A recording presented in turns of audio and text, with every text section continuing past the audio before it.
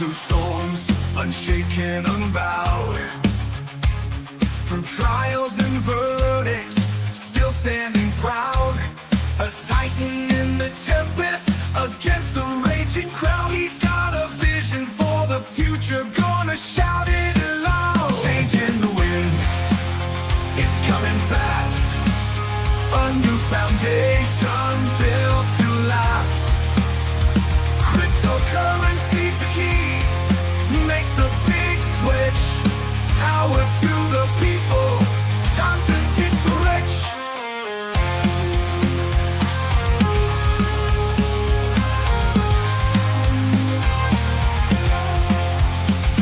Legal battles can't hold him, he's moving on, with plans so bold, from dusk till dawn.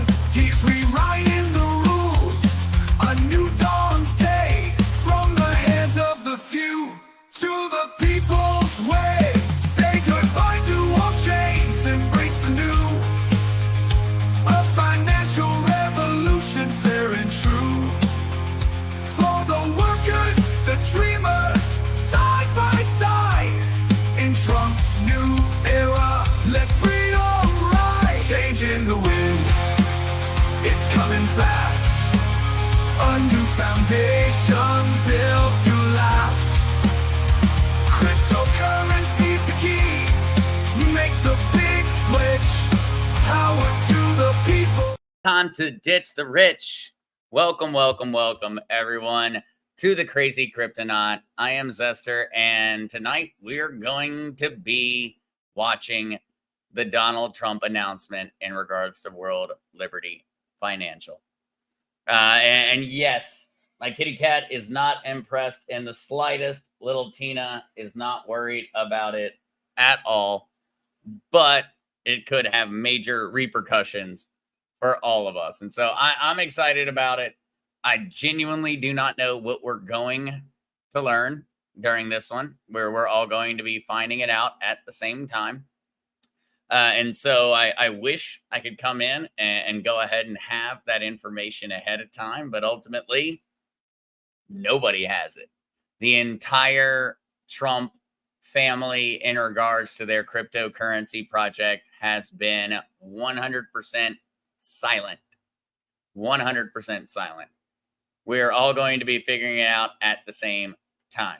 And so what I already have pulled up and sitting here ready, because the announcement is going to be made off of Twitter, X Spaces, Twitter Spaces. Somebody figure out what we're supposed to say. I'm still not certain. Is it X or is it Twitter? To me, there's still Twitter Spaces. That's the word that comes to mind. But we are going to be waiting. And so we are going to be sitting here ready for 8 p.m. when we're going to get the information, what we do know ahead of time, guys. And so I'll go into what we know before it's going to happen. That way we kind of know where we're starting. And so for all those that are curious, the information we currently have in regards to what World Liberty Financial, the Trump family cryptocurrency project, is going to consist of is that we know only that it's decentralized, which is a good thing. We want it to be decentralized. We've learned over many eons now at this point that centralized control of a financial system does not work out in our favor in the long run. And Kukla, thank you so much. Before I continue, sorry in any way to get distracted, but this is an important one, that anything and everything stated by me or anyone else on the Crazy Kryptonaut channel is not intended as financial or legal advice. It is for education and entertainment purposes alone. Please consult with a financial professional before making any major decisions. That's an important one to get through. Thank you, Kukla, for making certain I didn't go too far before I covered that. And so, yes, it's a decentralized cryptocurrency. World Liberty Financial says it's going to be catering towards the decentralized finance space. no central control over how the platform works. That's a good thing. Second thing, they're planning on providing banking and financial assets and situations for people that do not currently have them. And so Eric Trump himself stated that, according to their statistics, over 50% of all Americans do not have access to traditional finance or the traditional banking system. They say this because you and I and the average person, we don't have easy access to, say, a loan when we need one.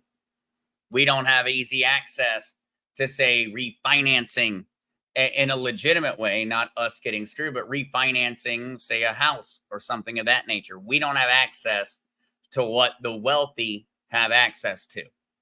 And so the Trump family believes that World Liberty Financial is going to provide that access for us, for the you and I's, for the average people.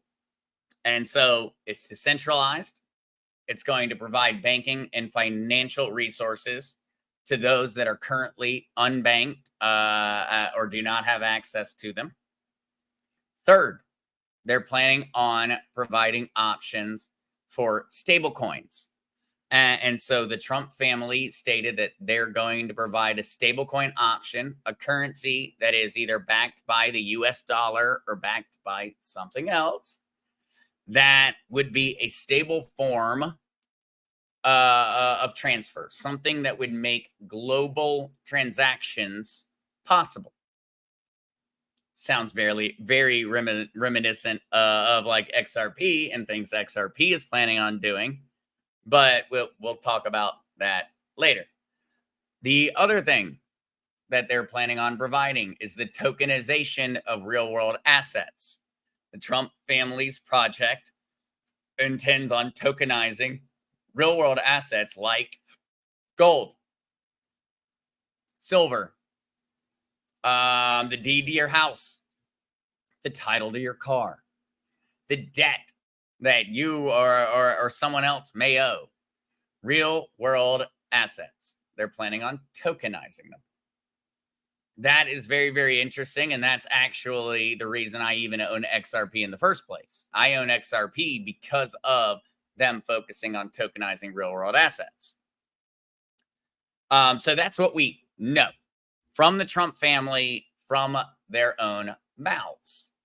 Now, in this time, as we're going towards the announcement, whether it starts at 8 or not, I'm going to go through a little bit of what's the speculation, the supposed leaks. And I would like for everything I say from this point onward in regards to the leaks to be absolutely taken with a huge grain of salt. These are the things that I've found over the past couple of days, because since Friday, I have literally not done anything but research what World Liberty Financial is going to be, because I know that it's going to be extremely important. So, our two leaks, and I would say that these are the two different leaks that really have come out there that are somewhat interesting. One is that there's going to be tokens. 70% of the tokens will be held by the team and 30% will be provided for public sale. That would indicate that he's starting a cryptocurrency. I'm not leaning towards believing that one. The other rumor that is circulating all around the internet and does seem to have a little bit more backbone is that he's planning on issuing a cryptocurrency that effectively is a proof of ownership. You are only allowed to own this crypto, and once you own this crypto, you can't trade it, you can't sell it. It is proof that your wallet is connected to you. That rumor in and of itself sounds a heck of a lot like something in regards to the QFS style system that we've often heard about. And so those are the two things we've heard. There are other rumors out there one rumor that seems to be pretty well substantiated is that World Liberty Financial is built on the Ethereum blockchain, not on the XRP ledger, not on Stellar, not on anything else. It seems as if, from the rumors, that this is going to be built entirely off of Ethereum. We're going to find out all together, guys. Savvy asked, the question is if you have Stellar or XRP, and some seller only accepts, say, USDC, then you would have to sell to buy their preferred. Do I understand that correct?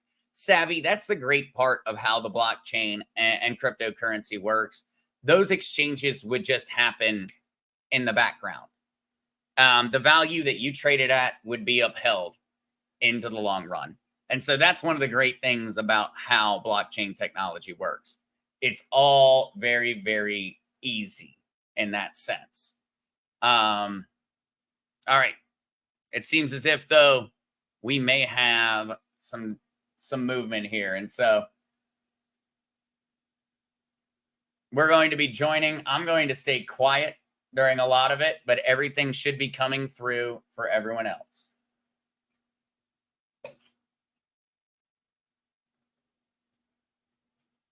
Well, we still have silence in the room at this point, but he is live now. As a matter of fact, you can go through and check out a lot of the different folks that are watching with us. Everyone is muted. And so for right now, we're not going to hear anything. Every single mic is muted.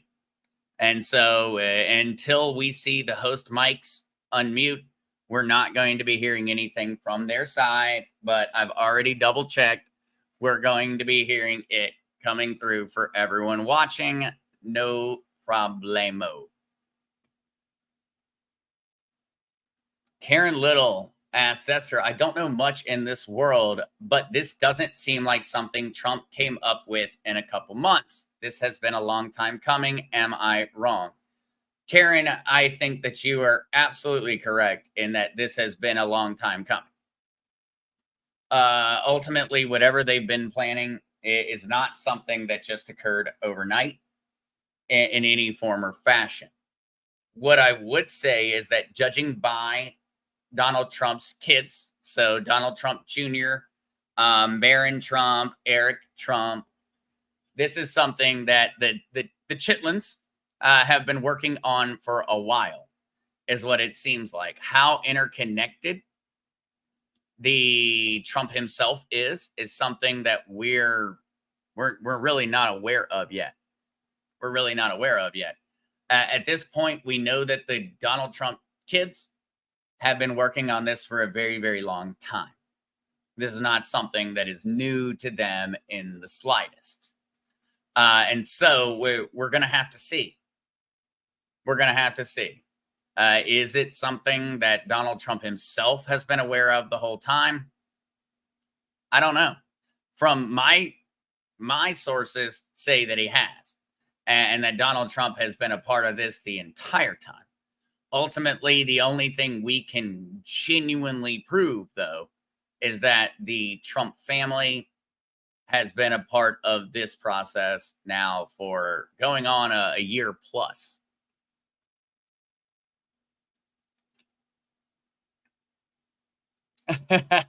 Treebeard, I like it. Treebeard, honestly, I appreciate keeping things down to earth, because you're right. Or Trump's about to announce new trading cards. But Treebeard says that he's excited by my excitement. It is. Ultimately, though, Treebeard, I highly doubt that it's just another NFT drop of that nature. I highly doubt it's trading cards. Judging by the information that has been released, it doesn't seem that way. Bus drivers, Esther, how do I donate to your channel? I appreciate your hard work. Well, bus driver, I appreciate that. And I should have everything up and running in regards to super chats and things of that nature in terms of the channel. And so those should be up and running at this point. At least the back office of YouTube tells me that everything is working. I do not have any proof, but I think it is. And so I appreciate that. I appreciate that a heck of a lot. And you are more than welcome if you feel so inclined to go with a super chat or just hang out, watch with us, and maybe get one of the Ledger hardware wallets that are down in the description. Those are a huge win. Check. Just checking that everybody can hear me. Check. 1, 2. May I get some thumbs up for the audience? Before you go, just a quick disclaimer. A few quick reminders before we begin. You should think of our conversation today as a general discussion. You are going to hear from a number of speakers, all with their own opinions that may not necessarily represent the views of others or any organizations with which they are associated. You should understand our speakers have financial interest in some of the items we plan to discuss today and in decentralized finance and digital assets generally. Of course, nothing discussed here today should be deemed technical, legal, financial, or any kind of advice. You should always consult your own expert advisors if you are seeking any advice. To the extent there are discussions about future plans, vision, and other forward-looking information, it is always important to remember that all such forward-looking information and the future generally is subject to change, risk, and uncertainties, which can change current plans and expectations. Now hold on tight, and we'll be with you in a couple of minutes. All right. It seems as if we just had the mic check come in from the Trump X Spaces. And so thank you for everyone who sounded off to make certain that that it was coming through properly. I felt like we had everything set up on the tech side in the right way, but I wasn't positive. And so, yes, it seems as if we're going to be going live with Donald Trump in just a few minutes after that sound check. And yes, that did sound like Trash Panda. Well, they sounded nice. That guy did sound really nice. He sounded very trustworthy. And so I'm looking forward to hearing everything else from them. Fiery Leo, Zest, does that mean that we will be able to make a purchase potentially tonight? I've been wanting to get a Trump NFT. Fiery Leo, that's really where the question mark is. We do not know. We do not know, Fiery Leo. We don't know if they're announcing a crypto project in terms of tokens, like like a Shiba or anything of that. We don't know. Or are they announcing a crypto platform? Or a crypto non-fungible token? We're not certain. Come on, you're good. I just had a little bit of audio come in from them, but I don't think they're ready yet. Don't worry. The second I hear it, I'm going to mute myself, and we're going to listen to them talk, and I'm not going to be jumping in until they're done. Once they are done, or they have a pause in regards to the conversation, I'll jump back in and we'll start to go through and think about what was shared. Until then, the second that they start talking, I don't mean to be rude. I'm just going to mute myself. I want to make certain that everyone is listening to Trump. Absolutely. All right, though. Miss Jeannie, are you doing commentary as us, or will you explain after? Miss Jeannie, I am going to explain after. If we get, as I said, if we get big breaks, I'll jump in and we'll start talking about it. Otherwise, I'm going to wait. I'm not a fan of talking over people, especially when we're talking about talking over the President of the United States. I'm going to respect his words, and I'm going to respect what he has to say. Otherwise, I'm just going to sit here. I'm going to be listening with you. We're going to dissect it as soon as he's done. All right. What else do we have? Any last questions? Yes. Michael Wise, just like Mark to be on a plane. He is on a plane right now. He's headed to Puerto Rico at this very moment. Tree Beard. He said, hold on tight, but didn't specify what. BRB, getting my way. Tree Beard. Yeah, instructions were not clear. Meemaw's homestead. The kitty is not interested. No, she is not. She is snoozing as happy as she possibly can be. As happily as she can be. She does not like to jump in. And so the for those though in the Rumble chat that are feeling unappreciated, I did just bring that one up and over here. And so I will try to make certain to say hello to everyone in Rumble also from this point onward. Patricia, Tino is snoozing just the same way. Captain Beggy came over to Rumble and said, I made an announcement in YouTube to invite the Rumble Misfits over here. Don't worry, guys. Don't worry, guys.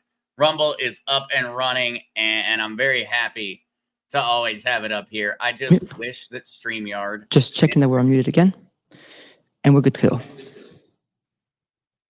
think we're about to go. Good evening, everyone. Before we begin, I want to address yesterday's awful events. Yep. It is a huge relief to us all that nobody was hurt. And I think that many in the crypto community will agree with me when I say that we're here with you, Mr. President, during these trying times. Your unwavering support for our community has not gone unnoticed, and we're immensely grateful for it. And really, the fact that after all of this, you've chosen to proceed with this interview blows my mind. It speaks volume, Mr. President, and thank you for being here tonight. Well, thank you very much, and I appreciate the remarks. It was quite something, but it worked out well, and Secret Service did an excellent job. And they have the man behind bars, and hopefully he's going to be there for a long time. Dangerous person, very, very dangerous person. But I appreciate the comments very much. Well, I appreciate you for allowing me to interview you in your wonderful Mar-a-Lago home, which is truly an honor, and I'm very grateful for it. Thank you very much. Thank you. So, Mr. President, I can say that myself, like I was saying, the crypto community and millions of Americans are relieved that you're here with us today after the second attempt on your life at the Trump National Golf Club. It's just horrifying. Can you run us through what happened? So I was playing golf with some of my friends. It was on a Sunday morning, and very peaceful, very beautiful weather. Everything was beautiful. It was a nice place to be. And all of a sudden we heard shots being fired in the air, and I guess probably 4 or 5. And it sounded like bullets, but what do I know about that? But Secret Service knew immediately it was bullets. And they grabbed me, and I think probably the other one, Steve is one of the people, Steve Witkoff, a great friend of mine, a great businessman from mostly New York and Florida, great businessman. And more importantly, just a fantastic person. So we're in the group, and everybody we got into the carts and we moved along pretty good. I was with an agent, and the agent did a fantastic job. There was no question that we were off that course. I would have loved to have sank that last putt, but we decided, well, let's get out of here. And what the gunfire was actually, interestingly, was a Secret Service agent had seen a barrel of a AK-47, which is a very powerful rifle. And he started shooting at the barrel, started shooting in the bushes. Wow. Could only see the barrel. How good is that, right? But could only see the barrel. Based on that, he started shooting and ran toward the target and was shooting a lot of, those were the shots we heard. The other one never got a shot off. And he ran across the street and grabbed his car, hopped into his truck or car. And amazingly, a civilian in that area saw something and it looked very suspicious. And in the car, drove their car to the back of his truck of some kind, and took pictures of the license plate, gave them to the sheriff's office. Sheriff Bradshaw is fantastic, very great sheriff for a long time. And within a fairly short period of time, they tracked him down on the highway. It was a pretty high-speed chase. And they ended up getting him. They got him. Because you wouldn't want to have somebody like that out there. No. He dropped his gun, the AK-47. He left his gun. He left cameras behind, left a lot of things behind. So the agent did a fantastic job. The civilian did a phenomenal job. A woman. Who would think you could take 1,000 times like that? How many people would have the brain power to follow him and Not take many. pictures of the back of his truck so that they end up getting, and the key was the license. So they got the license, and after they had the license, there's all sorts of technology where they can literally pinpoint where this truck is. I never knew something like that existed. And they pinpointed him on the highway. They got him with a high-speed chase. So they got him. It was amazing. So Secret Service did a great job. And I think I can say honestly, the sheriff's office, law enforcement, everybody really did a great job. Very Incredible. happy about that. That's incredible to hear. Thank you. And backup question to that second fold is, this was the second attempt in your life in under 2 months. What do you make of that? Well, there's a lot of rhetoric going on. Right. A lot of people think that the Democrats, when they talk about threat to democracy and all of this, Mhm. and it seems that both of these people were radical lefts. The first one, they should learn more about. They have apps that they haven't opened yet, which is pretty strange. Right. And the father went out and got the biggest lawyer in the state of Pennsylvania, which is pretty strange, about the father of the shooter we're talking about in Butler, the first one. And that's pretty strange. There are a couple of pretty strange things going on there. I can say this, the Secret Service was very brave in the sense that bullets were flying, and when I went down, I purposely went down. I saw what was happening, and people are probably screaming. I'm not sure if I recognize that, but I went down, and Secret Service, they were right there with bullets flying right at them, and they weren't hit, but 3 other people were: Corey, a firefighter, and 2 other gentlemen who they thought died. And actually, the doctors in Butler were unbelievable. They saved their lives. And we've actually raised a lot of money for the families and family of Corey and the 2 gentlemen. And they both lived. They thought they were dead. The first thing I asked when I came up, I said, how many people are dead? Because we had a massive crowd. And with all those bullets flying, so 3 got hit. But there was a great display of bravery. I mean, it was incredible. Normally, the crowd experts will tell you when they hear bullets, and we heard a lot of bullets going off. Right. A crowd this was a massive crowd. You couldn't even see the end of it in a big field. And that the crowd always runs. They call it a stampede, like cattle. I mean, they stampede, and a lot of people get killed when they stampede, but they hear bullets, but nobody ran. They all stayed. Tens of thousands of people.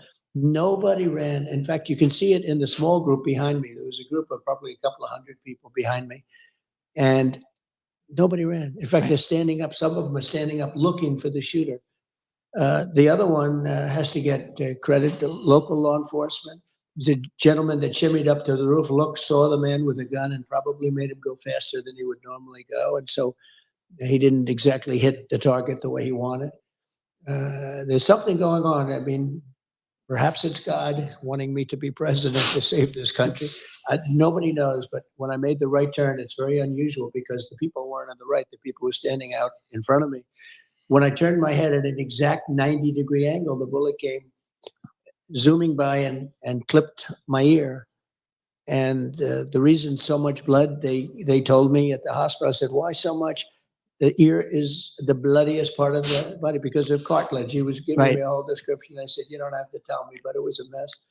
But amazing bravery shown, amazing talent, like the doctor saving the two men that were hit. They were hit really badly. I won't tell you exactly what happened to them. They were hit badly.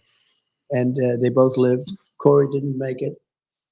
Corey was in bad shape. We had a person from the National Guard about 10 seats over from Corey run to his aid, and he was hitting the head, with all of that, was giving him mouth-to-mouth resuscitation because he was still alive.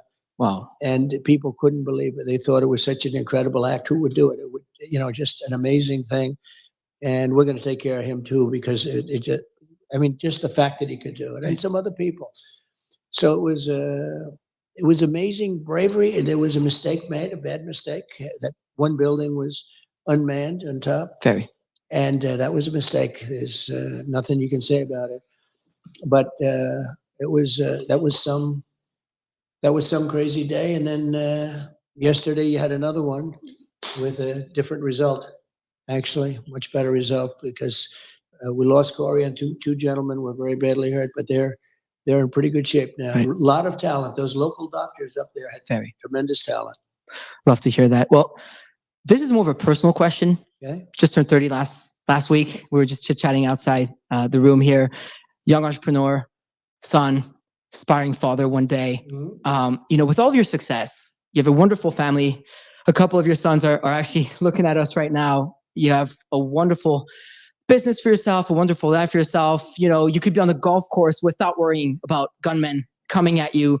But after multiple attempts at your life, you're still here. You've already been president of the United States of America once. You're about to be president of the United States of America again. I hope so. We hope so. Why do you do this? What motivates you? So we have a country that's in trouble, a country that I love. I love the people of this country, people like Corey, who were just this massive Trump fan and he got hit.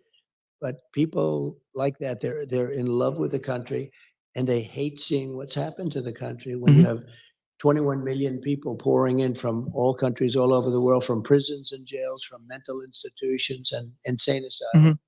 Insane asylums, and they are different. Even prisons and jails, they are different. One's a little more severe than the next. They're coming in as terrorists, and they're coming into our country at levels that nobody's ever seen, and they're taking over our towns, and they're taking over small cities and big cities. I mean, look at New York, look at Chicago, look at LA. Tens of thousands of these people, and they're rough people in many cases. I mean, they are rough, tough people. Venezuela gangs. If you look at Aurora in Colorado, you have a governor that doesn't know what he's doing. He's petrified to be there. He doesn't know what to say. I mean, they're literally taking over real estate. They're becoming real estate developers in a much different way, right? They're taking over buildings. Everyone's afraid of them. And they have a big AK, talking about AK-47s. That's what they have. They carry massive guns. You say, where would they get this kind of power? And they're vicious people. They're gang members from Venezuela, largely, and known as being one of the roughest gangs anywhere in the world. You have MS-13, which is a bad gang, and you have these guys. And we're going to clean them out. We're going to get them out. But the bottom line, just answer it quickly. I love the country. We're going to make America great again, and we'll be able to do it. We did it once, and we'll do it again, and much easier this time. The border is in much worse shape than it's ever been. This is the worst border there's ever been in any country. They have not done the job that they have to do. I mean, you have Kamala, she was the border czar. I call her the comrade because she's a Marxist.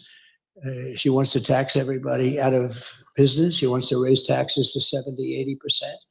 She wants an unrealized capital gain tax, which is the craziest thing I've ever heard. Nobody's ever even heard of such a thing. And they'll put everybody out of business. We'll end up in a depression if she gets in. And very simply, though, we're going to make America great again, greater than ever before. And I love doing it. Being from Canada, I can probably relate to what that means. Yeah. We've got some problems. A crypto entrepreneur based in Montreal here. So it's, it's not always the best feeling as someone who's trying to build something out of, nothing here. Speaking of which, I'm wondering now, I know this is quite different, right? But I know many people in crypto feel this way as we're trying to change the financial system. Quite literally, we're trying to change things and make a difference, but it always feels like there's some sort of a force against us. In your case, do you feel similarly that there's a force out there to get you? Well, you have a radical left force, and we have forces, I say that we have a lot of evil in the world. The world is a nasty place, and you can see that with some of the things that have happened. We've been treated, I think, very unfairly, but I've done so well. It's an amazing country in some ways, but we have evil forces. You have the outside forces with the enemies, and you call them Russia, China, various places. I don't know that they're enemies. I think we'll get along great with China. I think we'll get along great with Russia. I want to get Russia to settle up with Ukraine and stop this. Millions of people being killed, far greater than the number you read about. But I want to get that done before I even take office. I want to get that done as president-elect because it has to be solved. Too many people dying. Too many cities are just in rubble right now. You look at the culture is just being destroyed. Mm-hmm. We got to get that done, and I'll get it done. There wouldn't have been an October 7th. There wouldn't have been Russia attacking Ukraine. there wouldn't be inflation. All this inflation, which has hurt people so badly, you wouldn't have had that horrible type of withdrawal we were getting out of Afghanistan, but with dignity and strength. That was the most embarrassing moment in the history of our country. And frankly, Russia would have never gone into Ukraine if it weren't for that. They looked at that and they said, this country is no longer run by Trump. This country is run by stupid people. And we have a great military. You know, I took out ISIS in 4 weeks, and everyone said it was going to take 4 or 5 years. I took them out in 4. Our military is great, but you have to have the right leadership running it. So the bottom line is that it can be nasty, but it's only going to get worse. If I don't win, it's only going to get worse. It's going to get really bad. We'll end up being Venezuela on steroids. We'll end up in 1929 type depressions. And we have to make sure that this person doesn't get in. This is far worse than Biden. You know, that was if you think of it, that was an overthrow of a president. He won. He had 14 million votes. He had no votes. Crazy Nancy Pelosi walked in, and some of the others, and they say, we want you out. He said, I'm not going to get out. I want to run. I was leading him by a lot after the debate, but still he had the right to run. And they literally, it was a coup in the truest sense. This was the first coup of an American president. And I think it's, you know, look, I don't say fair or not fair. He was very nice today. He called up to make sure I was okay, to make sure that, you know, do I have any suggestions or anything? Mm-hmm. We do need more people on my detail because we have 50, 60,000 people showing up to events, and right. You know, other people don't have that. But he couldn't have been nicer. But I thought he was treated really unfairly. He went through a primary system, he won, and then they threw him overboard. And she got no votes. You know, she got no votes. But she'd be very bad for the country. We have to save our country. We can't play games, and we can't have a Marxist communist president, because that's not what it's all about. So we're going to do it, and we're going to make our country greater than ever before, and you're going to be happy, and you're going to love your crypto. And as long as you have crypto, you're happy. So I know what makes you happy. Nothing else but crypto. Yeah. I mean, you know, when the Twitter Spaces was officially announced and that you put the tweet out, a lot of people were like, well, who's this Farouk guy? And obviously, you know, a lot of people started digging into this Farouk guy, and, you know, the main reply that was that I'm just this crypto bro. But you know what, Mr. President, I am a proud crypto bro, you know, and it seems like you're starting to become one of us, if not already. I know for a fact that your children are quite involved in the space. I mean, we have Baron, Don Jr., and Eric on the Twitter Spaces right now. Eric and Don Jr. here, who will be joining us a little later on this programming. But, you know, get into crypto now, because I already see the people on Twitter Spaces really eager to hear you talk about this. You know, at the recent Bitcoin conference, you mentioned that, and I quote, America should be the crypto capital of the world. Yeah. That was a big statement, and I believe the correct one. So why is it not right now? Well, I think it will be right now. Right now you have a very hostile SEC. I guess you'd have to say, I don't know, when you say administration, you call it Biden or do you call it Harris? Nobody really knows what to call it, but maybe we'll say a combination of both. But they've been very hostile toward crypto, toward all of it, and extremely hostile, like nobody can believe. Nobody even understands why. My attitude is different. If we don't do it, China's going to do it. China's doing it anyway. They are. But if we don't do it, we're not going to be the biggest, and we have to be the biggest and the best. And, you know, when you look at values, and when you add it all up, the value of this whole thing is bigger than, they were showing me your top 20 corporations and all of this. The numbers are just gigantic. It suffers from some credibility lapses. I mean, some things were done or not done, but it's very young and very growing. And if we don't do it, China's going to do it. If we don't do it, other countries are going to do it. A lot of countries would like to be in a position. We have the advantage because it's us. But you have a big advantage because it's me, because I do believe in it. I also know a lot of friends that are really into it. And my kids, I mean, Baron knows so much about this. Right. Eric, and Baron's a young guy, but he knows it. He talks about his wallet. He's got 4 wallets or something. And I'm saying, what is a wallet? Explain this to me. But he knows this stuff inside out. And Eric and Don know it so well. They do. It's almost like younger people know it a lot better than older people. But I have a lot of respect for them. They've shown great judgment, all of them.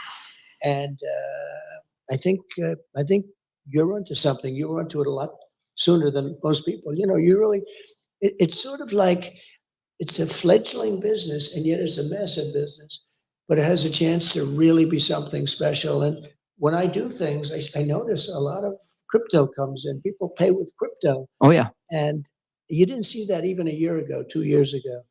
So I think it's really, it's big, and yet it's a fledgling compared to what it will be. And I love that you're mentioning your children and how Barron is using his wallet. Similar to me, I'm trying to teach my mother how to use it. I send her 1 ETH every Christmas, 1 ETH every birthday, and same for my little Zoomer brother, who probably isn't Barron's age category. So has learning about crypto from your children had an impact on you? Well, it makes it easier, and it's sort of like a language. I have a beautiful granddaughter, Ivanka's daughter, and she is Arabella. She speaks perfect Chinese. Wow. And their other two children, two great young boys, they speak perfect Chinese. They learned it when Wow. they were 2 and 3 and 4 from a nanny who was Chinese. That's impressive. And she was from China. And she would teach Arabella. When President Xi was here, President Xi couldn't believe it. She walked up to him and had a perfect conversation. And I said, so how did she do? He said, as good as any 10-year-old girl in Beijing. I remember that statement. I mean, she speaks it perfectly, but she learned it at a very young age. Wow. If you're going to learn, if it's China or Japan or any language, right. It's not that easy to do. No. But as a child, it's almost like a natural. So it's a little bit like that, I think, with crypto. Now, I think crypto is a lot easier, right, if you want to know. But there is a learning curve. And yeah, my kids really understood it, and they understood it pretty much right at the beginning. Yeah, we were chatting with Eric in the back, and I was like, "Whoa, okay, this is really awesome." He knows. Yeah. Oh, we're about to hear all about your son's crypto endeavors and how much they know about it, which is really cool. I just came back from Asia. I was at the Korea Blockchain Week and at WebEx in Japan, and over there, and at the moment, everybody's in Singapore tuning live to listen to us live on Spaces for Token 2049. What's impressive in the East is that crypto is not the future; it's the present. Whereas when I come here and in Canada and North, it feels like I'm being taken aback. So the question I have for you, following up on what I was asking earlier, is why is it so important for America to lead in cryptocurrency adoption and innovation? Well, it's crypto, it's AI, it's so many other things. AI, speaking of an interesting future, it needs tremendous electricity capability beyond anything I've ever heard. It never made sense to me, but this is what it needs. If you take all of the electricity coming out of the US, in order to be dominant in AI, you need twice that amount just for this one thing. Who would think that? You need twice the electricity we already have. And you got to get started. I mean, you have to be, if you're the US, you have to get started. Right. You don't want to be left in the dust. And China's already building electric plants, and they want to build them for the AI, and it's very important. But you need tremendous electric, and in this country, because of our strong environmental impact statement problems that we have, China doesn't have those problems. They don't do them. They just build. They said, build over here, build over there. With us, you have to go through years. But I'll make it possible to create tremendous amounts of electricity very rapidly. But people don't know that. People don't know that you need double the electricity of what we already have. So you want to get in, whether it's crypto or AI or other things that are coming along, and it's part of the game. We want to have a great country. We want to stay at the top. We're making things now. We're starting, and it started under my administration, that there was no chance of ever even getting involved in for a long time. Right. And we're leading the pack in so many ways. One of the things I'm very proud of is Space Force. We were getting lapped in space by China and by Russia. And now we are the leader in space. And I have to tell you, Elon is doing a fantastic job. He's my friend. He endorsed me for president, so strongly. It was incredible. But he is doing an amazing job with respect to space. When you look up, I think somebody said he sends 90% of the rockets sent up throughout the world are his. Huh. And you got to hand it to him. He's something. He definitely is. Wish he was here, but at least we're using his. We'll get him. We're definitely using his platform to do so, and I'm sure there's a reason for that. So, to create this future we're talking about, right? Like, there's a lot of American entrepreneurs, founders in crypto that need to sadly leave the country because it feels like at times we're being treated like we're not really welcome to build companies here. The CEO of our company over at Rug Radio was actually debanked earlier last year, but we'll get into that later. Do you think it's important for America to have a legal framework for crypto so that businesses can thrive and survive here? I do, and they should have certain safeguards too. Maybe somebody would say that's a bad thing to say, but no, it can't be totally freewheeling. And I spoke to some of the big crypto people, they want safeguards, they want certain safeguards.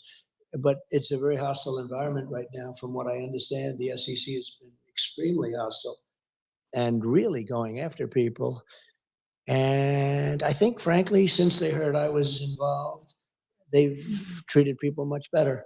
Maybe they view it as votes. But people that were under serious investigation for having done nothing wrong are all of a sudden allowed to go free. And I really believe that's because they see, this is a very big market. This is a very powerful market. Very. So I'm glad I helped. If I helped, I don't know, maybe I didn't. But the SEC has been unbelievably hostile. The one thing is that if for some reason bad things happen and we don't win the election, those people that were under investigation and that are free as a bird right now, and people that weren't being looked at in the crypto world, they will be living in hell because it'll start the day after the election if they win. And I view it differently. I mean, I just view it that we have to be the top no matter what we do. Right. Chips or anything else, we were really starting to go with the chips.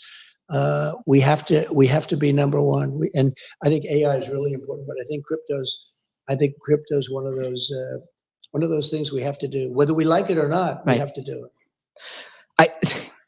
It's really, really cool to hear it from you in person. We've only heard it on TV, in newspaper, etc. But it feels good to know that a presidential candidate and someone who is already president of the United States of America feel this way about cryptocurrency. I'm sure myself and a lot of people in the industry are relieved to hear that. And now we'll see what the results are in November. But on something a little lighter now, I remember the day your NFT collections came out. That was super cool. So I host a morning show called FOMO Hour with my friend OSF and Mando and now Tyler. And so we were live on air when the link dropped. And so it was the very, very first collection. There was a chance to have dinner with you. And I remember just like scrambling to buy them. We're staying live. We stopped the show live on air to thousands of people like, no, we got to buy these. We're going to buy these. I got to spend $25K on this. Let's go. Right. Let's do it. Which is another cool thing about people in crypto, right? Or there's crypto bros that they call. And so we're trying to buy these things. And it was just so electric and crazy that we actually failed. But hey, I guess that's a good thing because the collection, ended up selling out, and then you ended up doing, you ended up doing that 3 times over. Can you tell us more about the success that you have had with NFTs, but also like, did that surprise you? Well, I got in very late, and NFT was considered cold. I mean, to be honest, it was a cold industry. It had its day a few years before, as you probably know. But when I did it, I said, what do we have to do with anything else? And it's playing cards and some beautiful artwork and other things. And we went out with 45,000 NFTs, and it was amazing. We thought it would take 6 months, maybe a year to sell. It sold out. I don't want to get myself in trouble by saying exactly the first day, but pretty close to it. It was like almost immediately. It was quick. Yeah. Like we failed every transaction. Right. Almost immediately. And then we did a second one likewise. And then we did a third one. And then we just did a fourth one. And I asked the people from the first 3, I said, well, do you want to have us do? Because, they have they have very big pride to start off with. But I said, are you going to, if we do a fourth one, does that affect you and the ones you already own? Because some people bought a lot of them. Some people bought one. And they're all very happy, really happy. I said, does it affect you? And everybody, it was like sort of a phone poll, just like, and everybody wanted the fourth one, which surprised me because you would think they wouldn't want the fourth one because maybe it waters down their own pieces that they have. And they did. They wanted it, and they wanted it badly. So we did a fourth and just did it recently. And I think it's just about gone. It's amazing. And one of the things I know, the crypto played a big role because they paid. Yeah. It wasn't like we're not getting checks with dollars. We're getting crypto. It's instant. Instantly. Yeah. It's been, And that taught me a little bit about what you love. It taught me something that was incredible. We did the NFTs. It was so cool. People said, "Don't do it, don't do it. You're not going." I'm sure. And we did it, and it sold. Literally, we had anywhere from 6 months to a year, and I think we did it in a day or something. No, it like was that. Right? It was quick. Yeah. It was quick, and Very you know good. what? It was fun. That's what it was. It is fun. It was a lot of fun. So I'm aware that you probably have a million things to get to. So I kind of want to finish off with a couple more questions for you, Mr. President. So first and foremost, were the NFTs a big part of the story, of your story, of how you came to see the value in digital assets? A little bit, because so many people paid this way. If they didn't, if they would have been paying in dollars, I would have said, that's standard. I would have assumed. And I was blown away.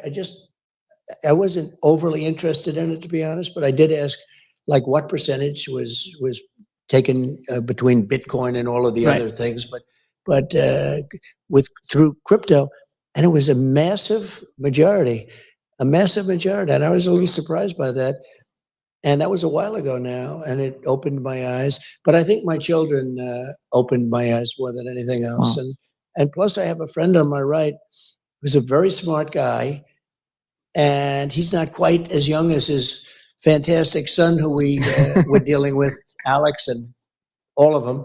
But he knows a lot about this stuff for a man of his age. He's still pretty young, but for a man of his age, Steve Witkoff knows a lot about this. He definitely does. And he's sitting on your right. We're about to get to Steve Witkoff. And for everybody in the audience right now, if you're listening to us live, hang tight. I have one more question for Mr. President, and then we're going to be joined by Don Jr., Eric Trump, and the World Liberty Financial teams, and Corey and everybody, the advisors around it. So we have quite the programming for you. But Mr. President, one last question that you may or may not have answered with your last answer here is, so if there was one thing that got you to see crypto differently, what was it? If it was what? One thing that got you to see crypto differently.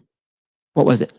Well, maybe the NFTs. You sort of brought that up, because I was surprised again at the percentage of them that were sold through that form. You could do a new form of currency. You could call it anything you want, but that was.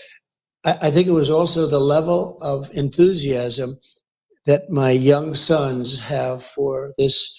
Pretty young guys. I mean, one's extremely young and two are pretty young, right? But the level of enthusiasm they have for crypto. Yeah. And also, just to add a third element, I have a lot of friends, very smart people, and they're believers. So it means something to me. Well, I appreciate that. And I appreciate you. Everybody hang tight, please. I will go to Mr. Witkoff in a second, and we'll be joining by the next set of guests. But Mr. President, it's an honor. Thank you for having me. And honestly, the fact that you've done this the day after a second assassination attempt means the world to me. Just a little 30-year-old boy from Montreal that, started from just hosting Twitter Spaces, now hosting yourself. So thank you for allowing me to do so. Great job. Thank you very much.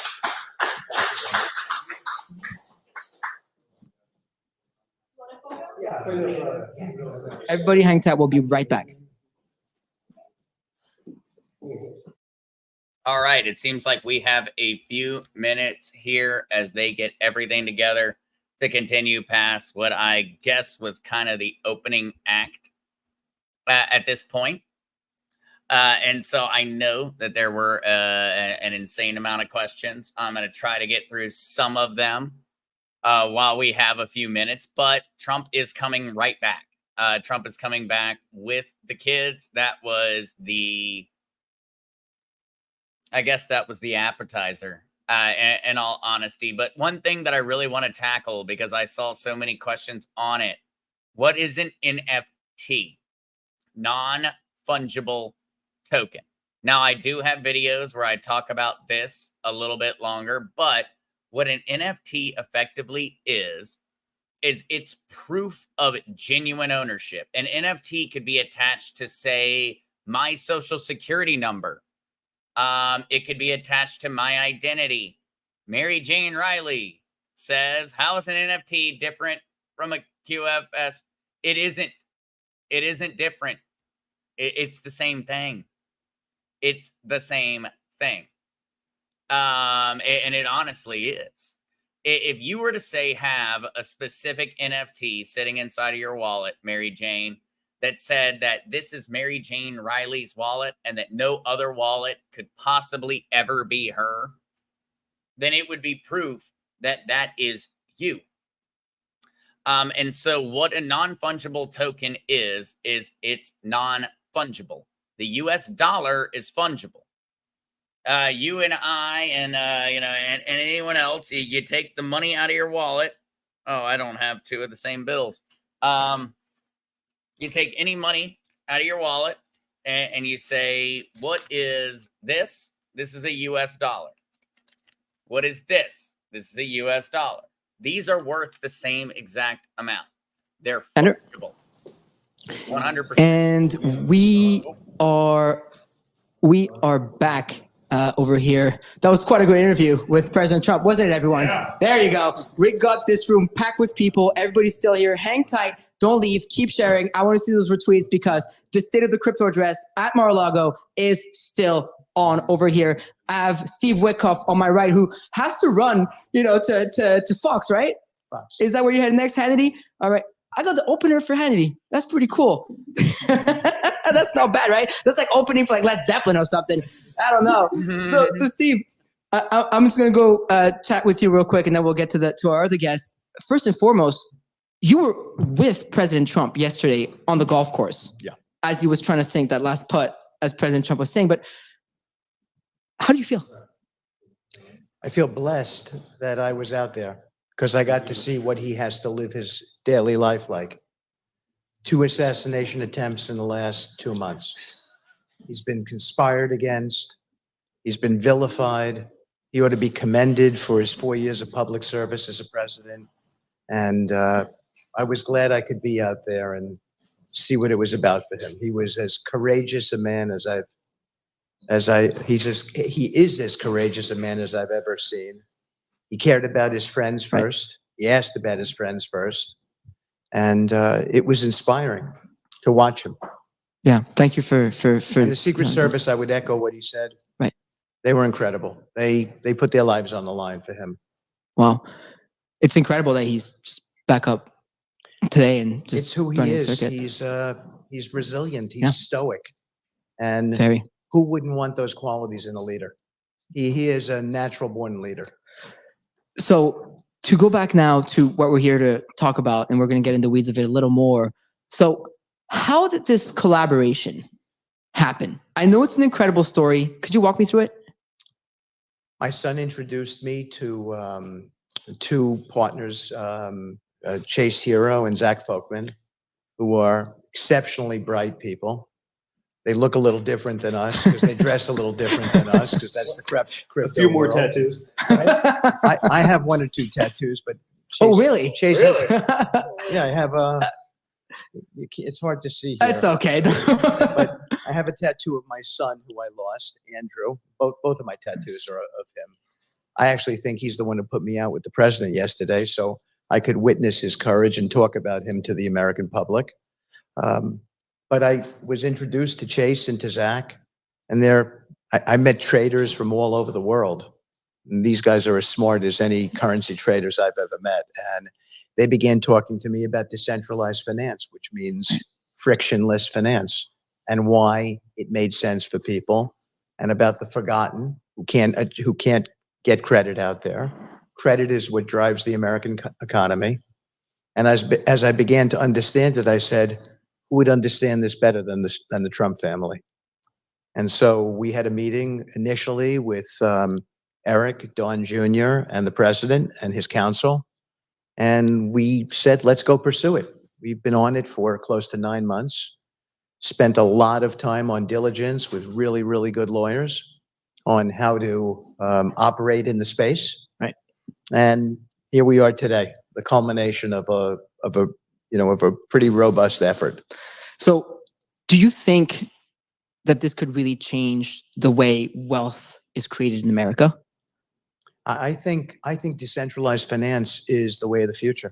Right. If you think about the fact that if you want to borrow money today, you have to be almost anointed. You have to be a member of the privileged class. I remember when I left law, I represented the president. I wanted to be in business it was very, very hard to get credit. And credit, again, is what drives us. Crypto allows it to happen. Decentralized finance as an application of crypto allows it to happen. So, and we see as a business venture, a huge approachable class of people who have been either debanked, as you talked about, or they don't have a bank that they can go to, and they don't have a bank that will listen to them. And so we look at it as a business venture, and we say we can democratize it. We can be more egalitarian about it. And at the same time, we can probably do very well in it because there is a large group of people who can't gain credit in the system. And isn't that unfortunate that young people with great ideas, they can't prosecute those ideas? That's a terrible thing. That's not a good thing. That's not the American dream. Well, thank you very much, Mr. Witkoff, for being here with us today. Thank you. Really appreciate your insight. Thank you. Thank you so much. And so up next, of course, I mean, Don Jr., if you want to, however you guys want to set up here, you know, we got a whole programming for y'all here. So really hang tight. We're filming the whole thing. Everything's going to be broadcasted live a little later on video as well. Everybody's looking great over here. That's most important, right? As long as we look good. I mean, I'm liking your hair, the flow. Thank you. It's pretty solid. There was some polls going online around like who's got better hair. Would it be President Trump or myself? I think your father has an incredible flow. I have to give it to him. Listen, as a Trump who may or may not one day inherit the Trump hair genes, I don't make fun. I don't mock it because you never know. One day I could wait. So far I'm 46. I'm doing pretty good on the hair department. No way. I'm an old man. There's no chance. Yeah, look at that white in the beard. You know, still haven't had the white in the hair, and I'm not vain enough to dye it. So we're good so far. Well, you're gonna have to share your secrets with us maybe after the stream, you know, because I'm getting old. My knees are hurting from being 30 years old. Yeah, you know? it's rough. It gets a lot worse, but I promise you. Yeah. Oh yeah. Okay. This thing I miss most about youth is just not waking up sore every day for no reason whatsoever. It's Oh my. Anyway, so let's get right into this. I mean, Don, you know, your traditional banking systems, you know, have not been working for many Americans. This is something that you speak about a lot. It's something that Mr. Witkoff talked about, and that your father talks about, and all of you at this stage. You know, I talked earlier about how my company's been debanked. You know, my CEO has been debanked, and he's an American citizen from Texas. Got a call one day and said, "Hey, come pick up your money, and we're gonna send it to you by the mail. Here's a check." Said, no. I'm gonna come pick it up. To me, it was insane that this is even an option. And we're talking about someone who has some money, right? Yeah. And so I know your family is very familiar with being debanked. So how does DeFi fix these problems? Well, listen, I mean, I think, you know, I was probably a late adapter into some of, you know, these technologies in the sense that, you know, I was a traditional real estate guy. We were bricks and mortar. And, you know, there was a time period where, you know, the Trumps, we could have picked up the phone and called any CEO of any bank and gotten a loan from anyone in the world on any project and, you know, low LTVs and everything like that. Then we got into the political arena and like that, it was turned off. I mean, it wasn't that we didn't have incredible balance sheets. It wasn't that we didn't have, you know, the reserves. I mean, you know, I've had it for some of my personal businesses. Same story as your partner. I mean, you know, I had an operating business with a partner, and he calls me one morning. It happened to be the day of like CPAC, you know, 2 years ago. And he calls me, he's like, our operating account has no money in it. I think we got hacked. Like, what do you mean we got hacked? It's like, it was PNC Bank. I mean, this is a major bank, and whatever it is, this is a legit business with, you know, small business. It was a little media company just to sort of aggregate news that was not being shown to people otherwise. And he calls bank like, listen, I think we got hacked. Oh, no, you weren't hacked. We just don't want to do business with you. They didn't. They broke up with us by mail. They didn't even call us. Like, we didn't even get the call. They just like, oh yeah, there's a cashier's check. You'll have it in the mail in a couple of days. But we got an operating business. We got payroll. We got what are you talking about? So, you know, we went from being able to pick up the phone to anyone to having the same thing happen. We've had family members that have had, you know, 7-figure accounts with specific banks. Be like, well, I just want to use some of that money to get a home loan for this. Will you write the rest of the loan? No, that's too risky for us. It's like, we have more money in the account than the value of the home. What are you talking about? It's too risky. But, obviously, you know, so, you know, it's interesting because we went from being sort of, you know, people that would have been, you know, the elite in that world to just being like totally canceled. And it changed our perspective so much. I think we understand what so many Americans are going through. And when you really look at America and our foundation, the way our founding fathers set everything up, I think DeFi would be what they would envision, not, a broken, bureaucratized system where, a bunch of middlemen are getting pieces and VIGs for doing nothing, for pushing paper, which creates not just sort of a lot of waste and inefficiency, but, really has become a politicized process. And we see that. And again, that only goes one way. You can say that I'm, this incredible radical, but, I get called that all the time. I mean, I don't know. I went to the Wharton School of Finance. I have a pretty good finance background. We built and changed the skyline of New York as a family and some cities in the world. I think first time I got invited back to speak at Wharton I was like 28 years old. I didn't know anything probably by then. I still didn't know anything. I'll say that for the record. But I think we've learned a lot since then. And now, that same access isn't available to us. So for me, and so much of what we've done, and really so much of what's been, a part of our political journey is that, creating actual fairness in these systems that have been, truly bastardized and politicized. I mean, we witnessed it firsthand because it's like you had whatever you wanted, and that was just ripped away from us in an instant. And we're a family that we're blessed to have the means to be able to do a lot of things. We're blessed to be able to have, for someone who doesn't have that power or the soapbox or the balance sheet.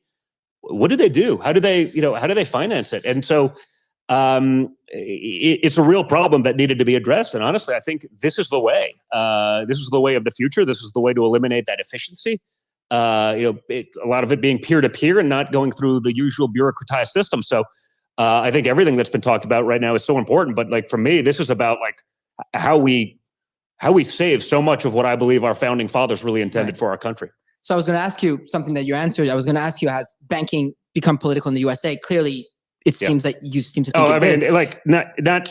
Not seems. It is. It is. It has become politicized. You can look at that, whether it's, spreads, whether it's rates, who can get what.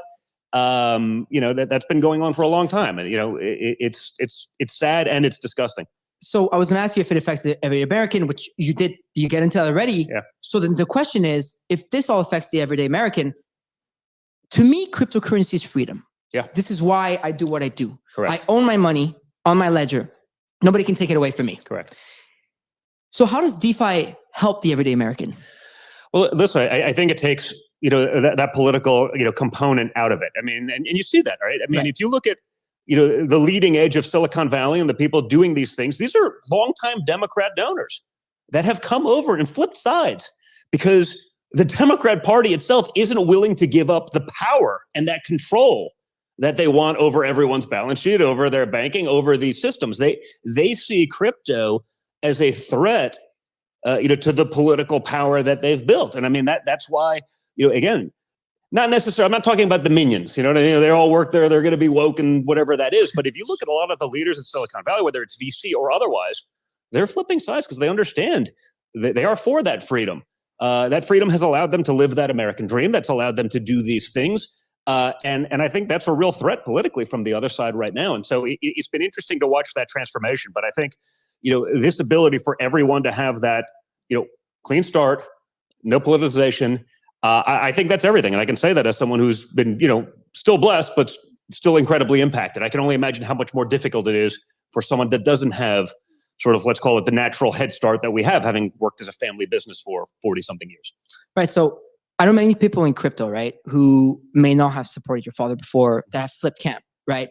Recognize the benefits of his leadership now. And maybe that'll even change after tonight's address, especially with his strong stance on crypto, which is quite positive. Why do you think this is happening now? And what message do you have for people who weren't in your camp before, but might be considering joining it because of how open you are to tech and innovation? Well, listen, I think the facts speaks for themselves, right? If you're looking at it just purely from a political standpoint, I mean, the Republican Party, the conservative side of things are clearly the people that are okay with said freedom, right? The other side, and I don't want to make it just political because it's not. I mean, it's finance, but ultimately, your balance sheet, your ability to transact in these things, will be affected by politics, right? One side is the side of censorship. They're the side that wants to jail their political opponents. They want to overregulate everything so much that you actually eliminate so many of the natural and great things that people love about crypto. I do think, as to what my father was saying earlier, people want a framework. They want some regulation. We've been on this journey now for 9 months-ish, and we could talk to a lawyer, like, hey, this is the trend. Well, we don't know. Is it this or is it that? What's the safe bet? And there's still a lot of ambiguity out there. I think people do need an understanding and a framework, but they don't want such a framework that it's so overregulated, so over-controlled that you actually just end up in, a digitized version of what we have today with all of the problems, all of the bureaucracy, all of the waste, and all of the inefficiency. And so, I think, if you're thinking about these things, if you're thinking about your financial security and that ability to transact freely, like, honestly, is that even, it's sort of a no-brainer at this point. I mean, people are not, they're not hiding their thoughts. No. I get it. It's probably that people are going to tell you what they want to hear right now to get elected, and they'll change. We've seen a long history of that, but they're basically saying the quiet parts out loud as it relates to overregulation. You saw what my father did in his first administration as it relates to cutting regulation, the excessive bureaucracy, eliminating a lot of that red tape. It's not to say I think everyone actually wants some structure, just not so much structure that it negates everything we're trying to accomplish. I mean, any structure will help. And you need it. Like we're doing this at a high level with some of the highest priced lawyers in the world, and it's still like there's still ambiguity, and you're still dealing with. Well, we're not really one lawyer sure. tells you one thing, one lawyer tells you another thing. And it's not their fault. They just don't know better because they're not being given a legal framework, right? So speaking of framework, and speaking of DeFi, we were just speaking to your father, Zach, who's obviously a real estate tycoon and someone who has moved enormous markets here in Florida, in New York, et cetera, and is now extremely interested in the world of DeFi, et cetera. And he gave you all the credits, actually. I don't know if you were in the room, but he gave you all the kudos. You and your brother saying that you really got him involved in the space, right? That's kind. Right. So Zach, tell me, what do you think, about moving real world assets like real estate on chain? And then tell me more about the problems, with mortgages and stuff, and how DeFi specifically solves this, and why I'm asking this, obviously tied into the project. Yeah, that's a great question, Farouk. A lot to chew off there, but I'll touch on a couple of key topics. First one being transparency. Blockchain technology records every transaction on an immutable ledger. And the best real life example I can really come up with this is as it relates to the bond markets, specifically in 2008, where you basically saw all the big banks take all of these junk bonds, package them with AAA rated bonds, and none of the investors had any clue what they were buying. Why? Because it was really hard to trace. And there were some really smart guys like Michael Berry and John Paulson who figured it out and made an absolute fortune on it. But the average guy got absolutely screwed. And what the blockchain would do, if you integrated blockchain technology into the bond market, for instance, you would be able to see all of these transactions on the blockchain. You'd be able to see that they're junk bonds very clearly, and you'd be able to see that the bank actually moved them from these junk portfolios into these new portfolios because all of those transactions are publicly recorded. So that's one area where I think you can make a real difference with blockchain technology. Another one I'll say as it relates specifically to DeFi is automation through smart contracts. Right, we've all gotten mortgages before. Don and his family, they've gotten some pretty big mortgages, I'd say. It's gotten a lot harder. It's gotten a lot harder. But let me ask you this: even when it wasn't hard, how long did it take you to get a mortgage? How much? Insane. And the reality also, the points in and out to deal with people who are really not all that impressive, that were adding not really a lot of value, also just incredibly wasteful. I mean, 3-4 points in and out of a deal. It's like it's nuts on on $1 billion more for what? For a couple of guys to push some paperwork around. I mean, it's truly insane. And eliminating that waste is like, I just take personal joy actually in the ability to actually take on some of those systems, because I'm the guy that had to deal with those guys. I'm the guy that was, when I was a young kid and I was still sitting there on an Excel spreadsheet back when, in my early 20s, was like, I'm the guy giving some bureaucrat a bunch of nonsense that they're just filing away and they're just checking another box and it's points in and out and they're trying to pretend like they're adding value when all they're doing is actually slowing down a process. And just like we need government efficiency, we need business efficiency. Right. Because these dollars are just really being wasted. And the last thing I'll say is I think that it offers a really compelling opportunity for some of the young folks out there that want exposure to real estate. And I know there's a lot of them because they all tell me, Zach, how do I get exposure to real estate? And I sort of laugh and I tell them, unfortunately, it's really not possible unless you're one of the top families out there to get exposure to blue chip real estate. And, blockchain technology, tokenizing some of this real estate, you're essentially fractionalizing it, and you're opening the liquidity pool to a whole new class of investor. And you're also globalizing it, right? You're exposing, people in different parts of the world to some of these real estate deals. And I think that's really exciting and compelling. It's going to, it's going to cut down on a lot of costs, like Don was saying. And ultimately, it's going to lead to, a big increase in property values, I think. So wow, I think it's pretty compelling. No, this is great. I mean, I have one more question for both you and Don, as then I'll segue into Zach, Chase, and Co, and Eric Trump, who may have to run to Fox. Yeah, I think he's also doing other TV.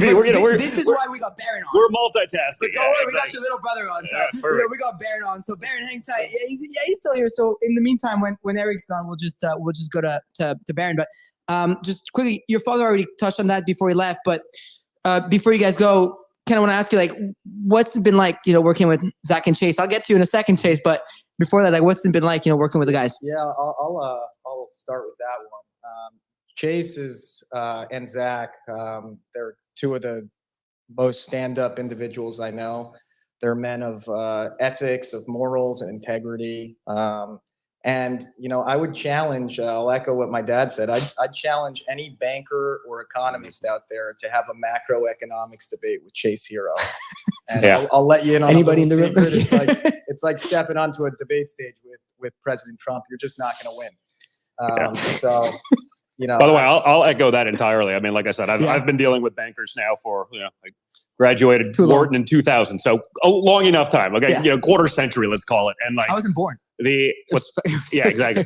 And the level of sophistication, whether we're talking, bond markets or yields, right. I mean, these guys will go down a rabbit hole that, I guarantee you the average sophisticated banker on Wall Street could not even keep up. And so, there's definitely, that component of crypto that there's the Wild West, and we got to sort of always disclaim everything because there's some bad actors, but I think generally speaking, the community has been incredible and embracing. So you sort of do have to look out for that. But like, again, the level of sophistication, honestly, I'm not someone that, I don't judge a book by its cover. But I'm looking at those shoes. I'm like, that looks like my daughter's golf shoes, Chase. But it's fine. It's fine. But these guys start talking about, financial markets in a way that honestly, like, you could put them in a boardroom at Goldman Sachs and they're going to smoke the people in the room. It's actually really impressive. It shocked even me. And again, at this point, I've been stereotyped and called every name in the book. So I don't really judge anything by what anyone else says. I make my own opinions. And these guys have been awesome at that. So it's really impressive. And it actually gave me, such a level and confidence of what I think we're doing here is really a game changer. I mean, this is the start, I think, of a financial revolution. I love that. I definitely love the term financial revolution here, because definitely what's happening. When you're in crypto, you really feel it. Like there's still 100,000 people tuned into Twitter Spaces. I'm sure millions of people will see this. And I really hope that every American listening to this, or people outside, just give crypto a dabble or a shot, because it makes you feel really different. It's what really got me. NFTs, and then the freedom, the feeling of being able to own. And we're going to try to do a lot of that also, because again, even for me, been following it for a long time. I have a lot of friends in the space, forever. But like, I'm still a neophyte, you know what I mean? And I'm okay to admit that. And, there are hurdles, there are complexities, there are, things aren't made as easy as perhaps they could be. And there's sort of a lot of, that fear mongering and this, so, I think a whole part of this is, I hope that we can help sort of simplify so much of this for a lot of people who, love the idea of it, but just, they look at the complexities and they look at just, honestly, even setting up some of these accounts and then, it's like, it can be, overwhelming, but I think there's a lot of people that, frankly, like me, have lost a lot of faith in the traditional institutions, and they sort of realize it's all, a lot of those, just one big Ponzi scheme, right? And guess what? If you don't know, what's going on, you're not the guy at the top of it, you know what I mean? And so, we saw that in 2008, we saw that, and it was interesting because it was a time where, that was the beginning of my business career in real estate. And I sort of remember going to my father at that time and being like, listen, we got to go all in on this. We got to go. Because I was just a young, aggressive, 20-something. I thought I knew everything because I experienced, 5 or 6 years of a real estate boom before the world hit a wall. in 07, 08.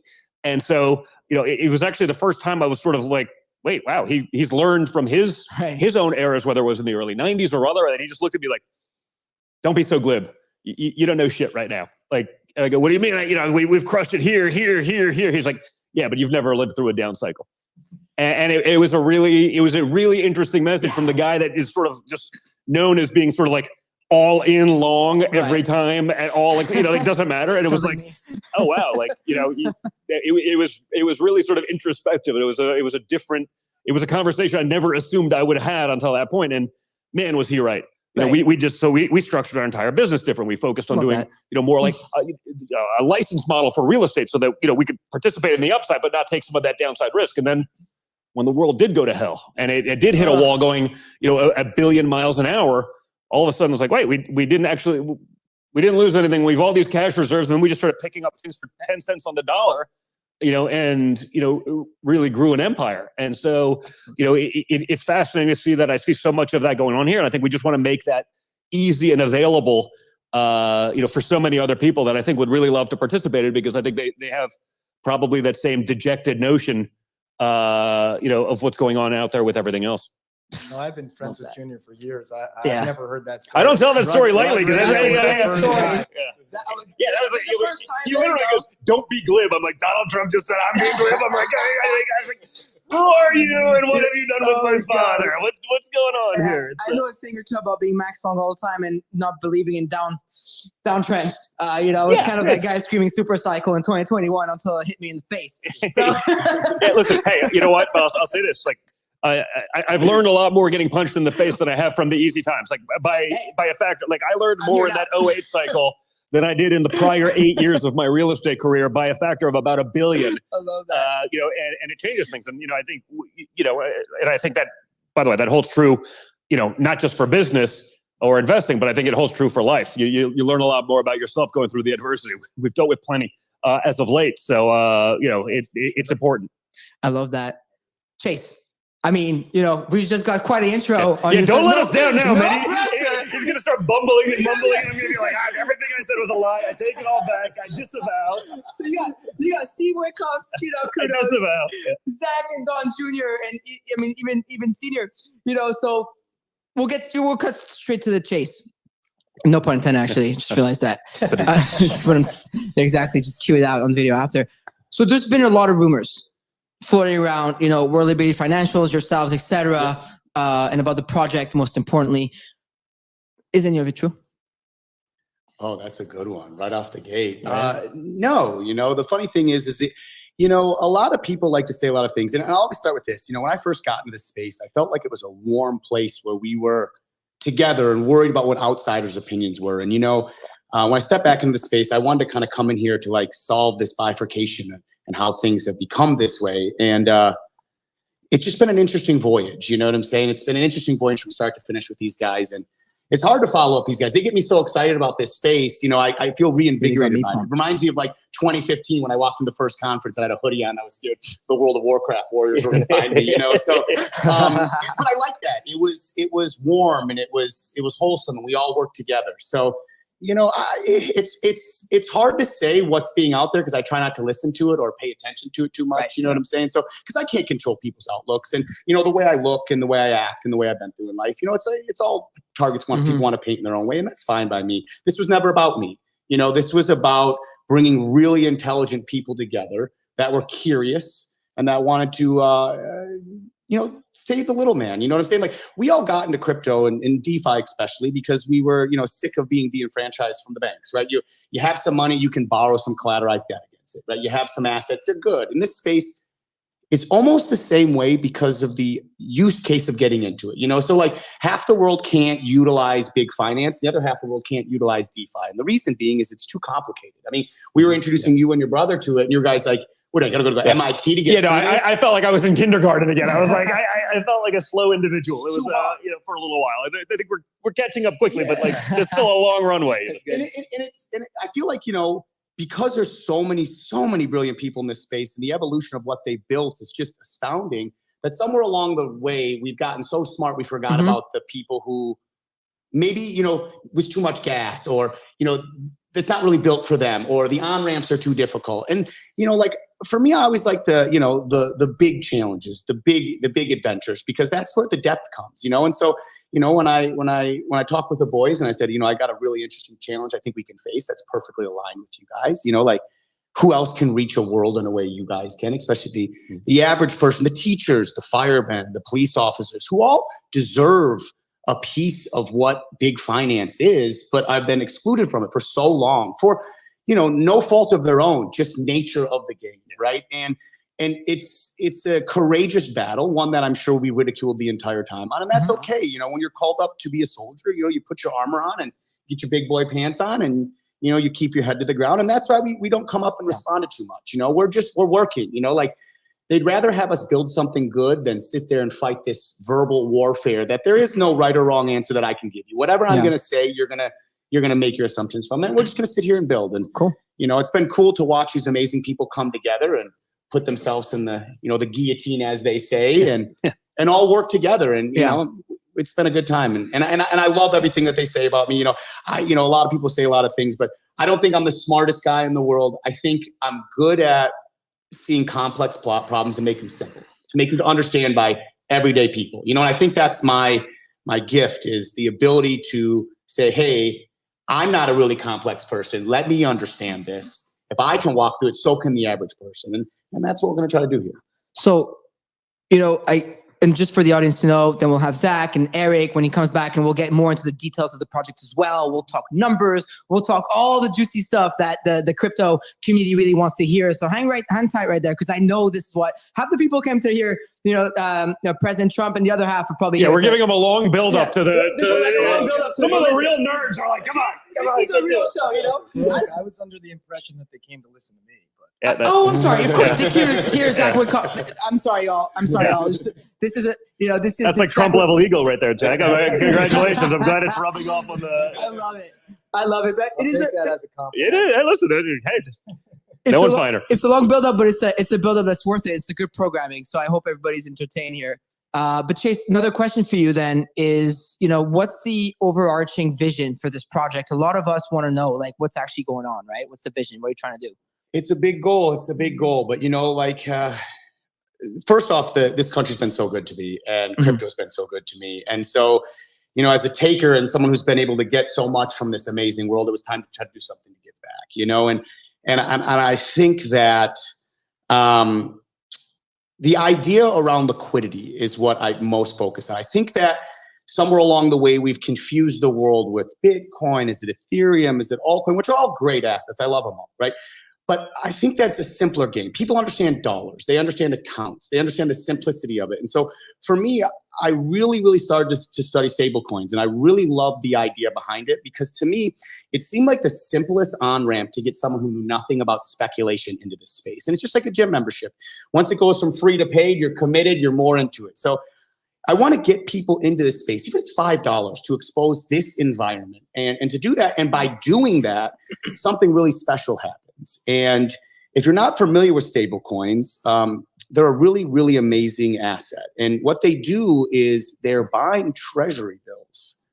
And I think it's a really good way to keep America's the sediment layer for another 100 years. Right. And that's been a really big goal of mine, because if you look through the history books, you see a strong America has been a strong world economy. And the history books dictate that. And I think for the first time in a long time, there's been a little bit of bifurcation there. There's been challenges to what is going to be the sediment layer of the future.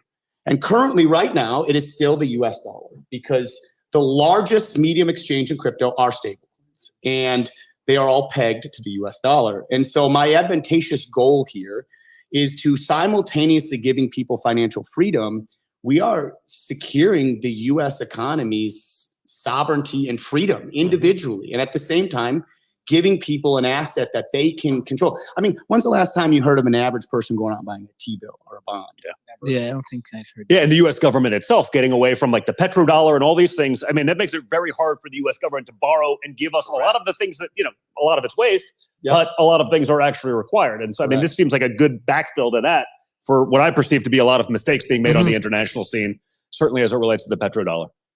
Yes, absolutely. Definitely. So Chase, so how do you see your project, you know, reshaping the financial landscape for the coming years? Accessibility. It's you ever look at any big project in this world, it's the idea is to get users on there to use it, to make it easy for them to enjoyable. And I really think that's where we need to get, and that's why I love them as a family, is their whole idea is about this start to finish comfort, the ease of use. I would say they're perfect in class in that. And so our goal here is to, and constantly working around just making sure that we can make a system that is easy for the everyday American, everyday global patron to come on, to access this environment, and to get a fighting chance in a space that has been, out of their reach just due to the complexity of it. I mean, it truly is. I mean, in the beginning of this, we used to go to my mother, my grandmother, my sisters, and I'd be like, listen, I'm going to give you a bounty, $10,000. If you can get to where you have a MetaMask, you get $10,000. At any time you have to stop, call me up and the bounty goes down. And you realize that people get stuck really quickly. This is a very advanced technology. Right. And I think that along the way of this advancements, we've kind of missed the ball of leaving the breadcrumbs as maybe people think. And that's the future here. I really, really, truly believe is when everyday Americans are using this and they're experiencing this and they understand the freedom of it. And that's, to me, is the coolest thing ever, is that your bank is wherever you go. It's in your pocket. You have money. It's right here. It's here's where I go. Here's what I use. Eye-opening. It truly, it's funny, in just the day-to-day life, I'll bring my ledger to the golf course, or I'll bring my ledger to a meeting, and they're like, wait, you have all your funds right here. I'm like, you've broken out at dinner on multiple random occasions. I was like, I got this one, boys. Yeah, we got this. And the thing is, and at that same notion, again, it's just the parallel of these spaces is going to be the hardest intersection to make. It truly is. And so you need the largest grasp of the simplest ways to do it. And I've just never met in my entire life someone who can break something down so simply like you and your father and your family does. And I really think merging these two gaps gives the American, person a fighting chance for this sovereign freedom. And it's going to be a revolutionized thing, because the average person doesn't even get to get a yield off of a dollar. I mean, you go put your dollars in the stable coins, you put them on chain, you're instantly making money.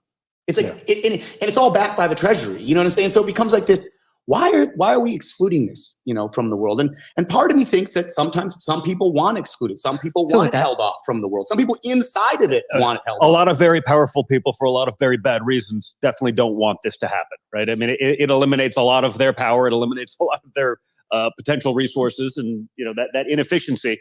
Someone's making money for it. When 2008 happened, a lot of people still bought Hamptons houses, and a lot of people were left with no retirement savings. And I think we're trying to eliminate that inequity there. Yeah, I mean, efficiency is a very, very profitable business for some people. Oh yeah, right. I think the misconception is that not crypto versus the US dollar. It's crypto and the US dollar. It's crypto and America. It's crypto supporting America and vice versa.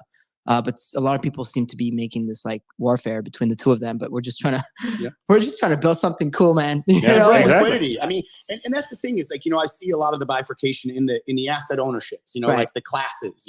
Who's better than other. And I get it. I understand it. The camaraderie and all that. But my goal is unified. It is to bring liquidity into this space. Period and dot period. And so far, the best Rails I've ever seen to do is going in the Rails via stablecoin. Right. And it's until there's other easier on ramp, that's the avenues that we explore, And so, like I said, my goal is a very simple one, and I don't want to make enemies. No, I know I will. And everybody's like, oh, you're this way or that way. It's seriously just to bring in liquidity in this space that's much needed. I love that. Well, thank you very much. Chase, hang tight. I know Zach's here. I know Eric is probably getting interviewed by Fox right now, but we do have Baron on the Twitter Spaces, and I've got questions for him. Or he's not here anymore. We took too long.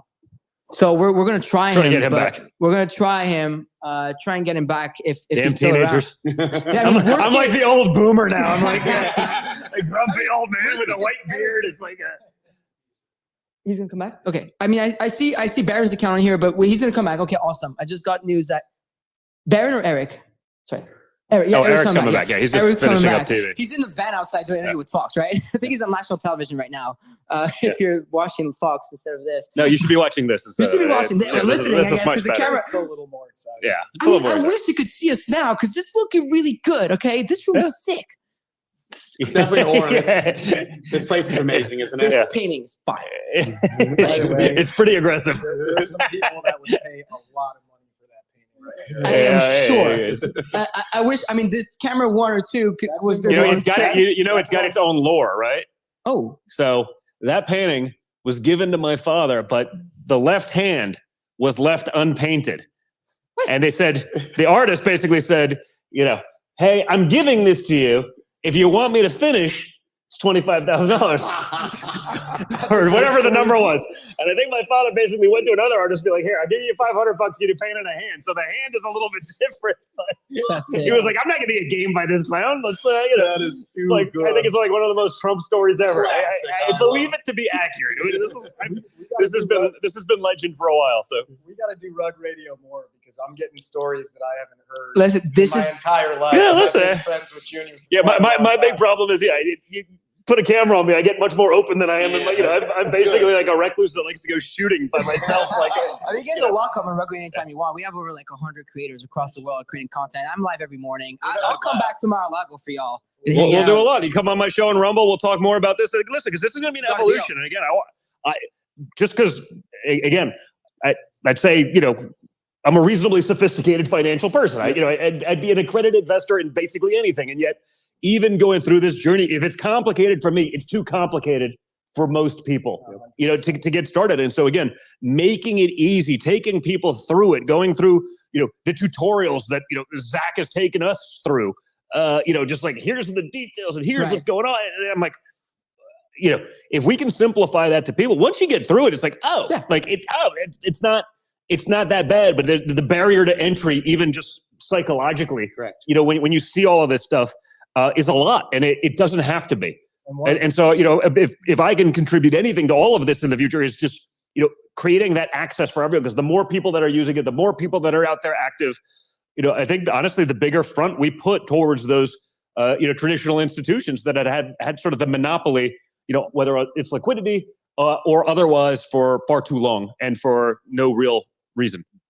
I love that. I think that's a great segue into the next segment. I mean, Zach, if you want to join us, I know you're busy. You're handling many days. I think we can go to Zach and Chase. Chase, you hang tight right there. Okay. We'll switch one Trump for another Trump in 5 minutes. I think he said he's going to be 15.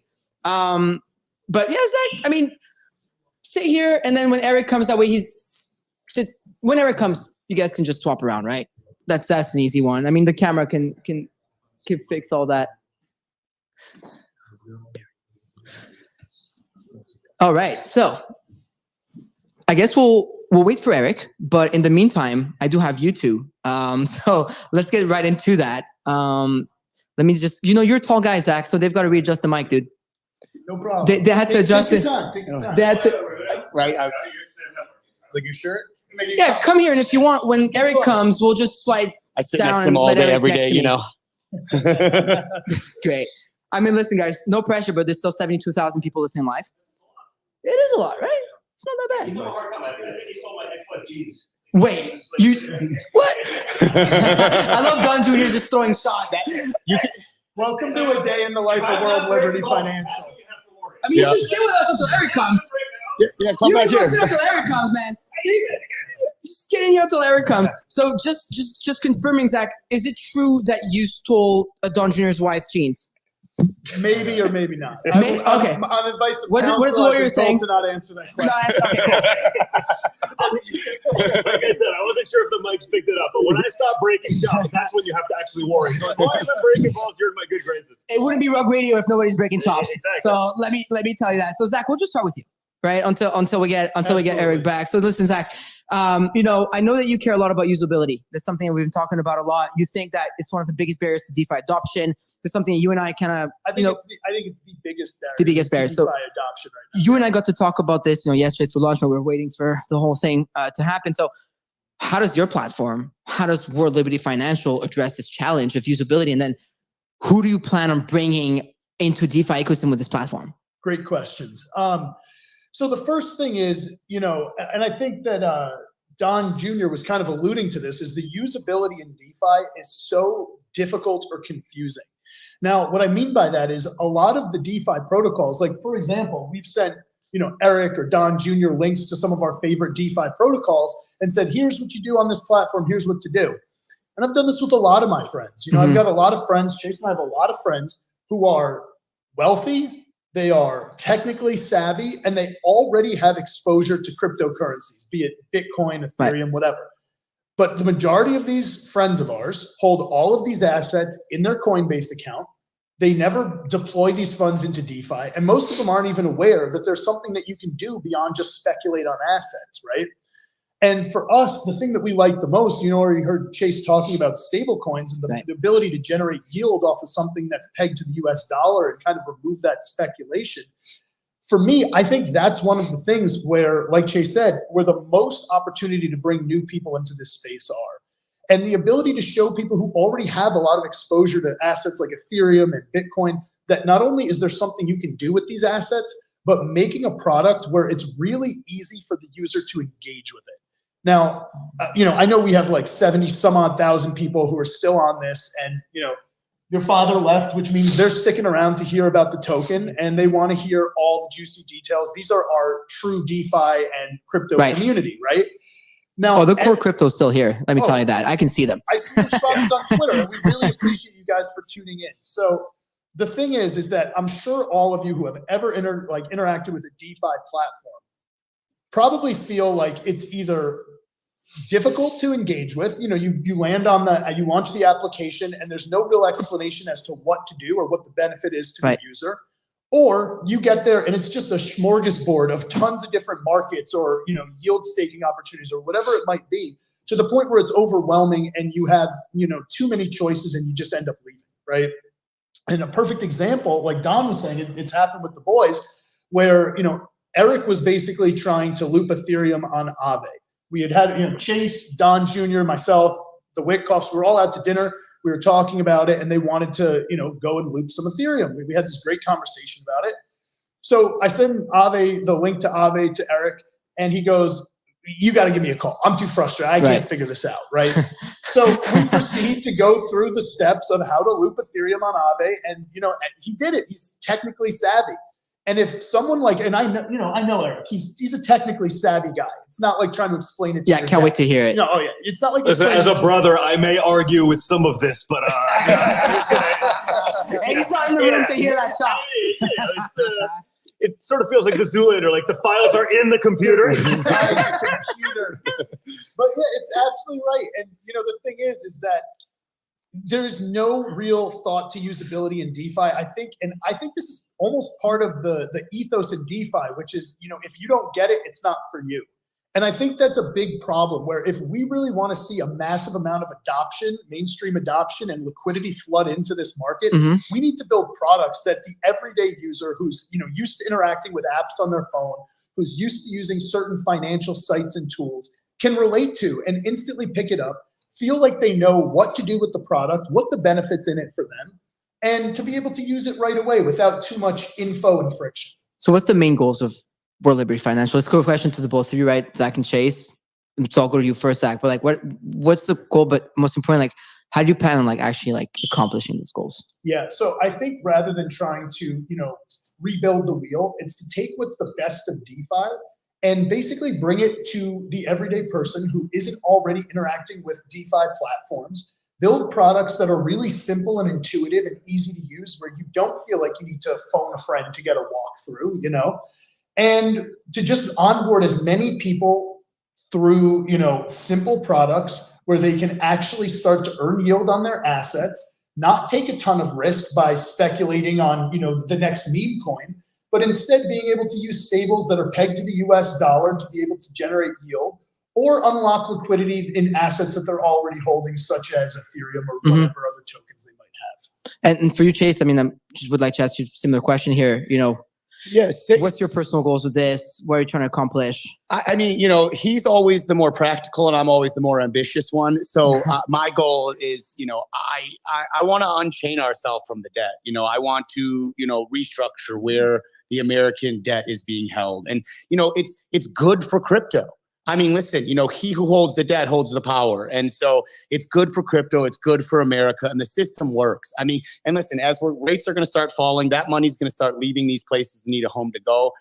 We want to create something that makes it really sound and smart for that money to go to. And that's the goal here. It's I think of America first, and we put our soldier outfit on, and we're going to build a product to do just that, I love that. That's the end goal here. So, And the other thing, just to add to that, in terms of our goal in general, right? I think, we have pretty good relationships with a lot of the big players in crypto.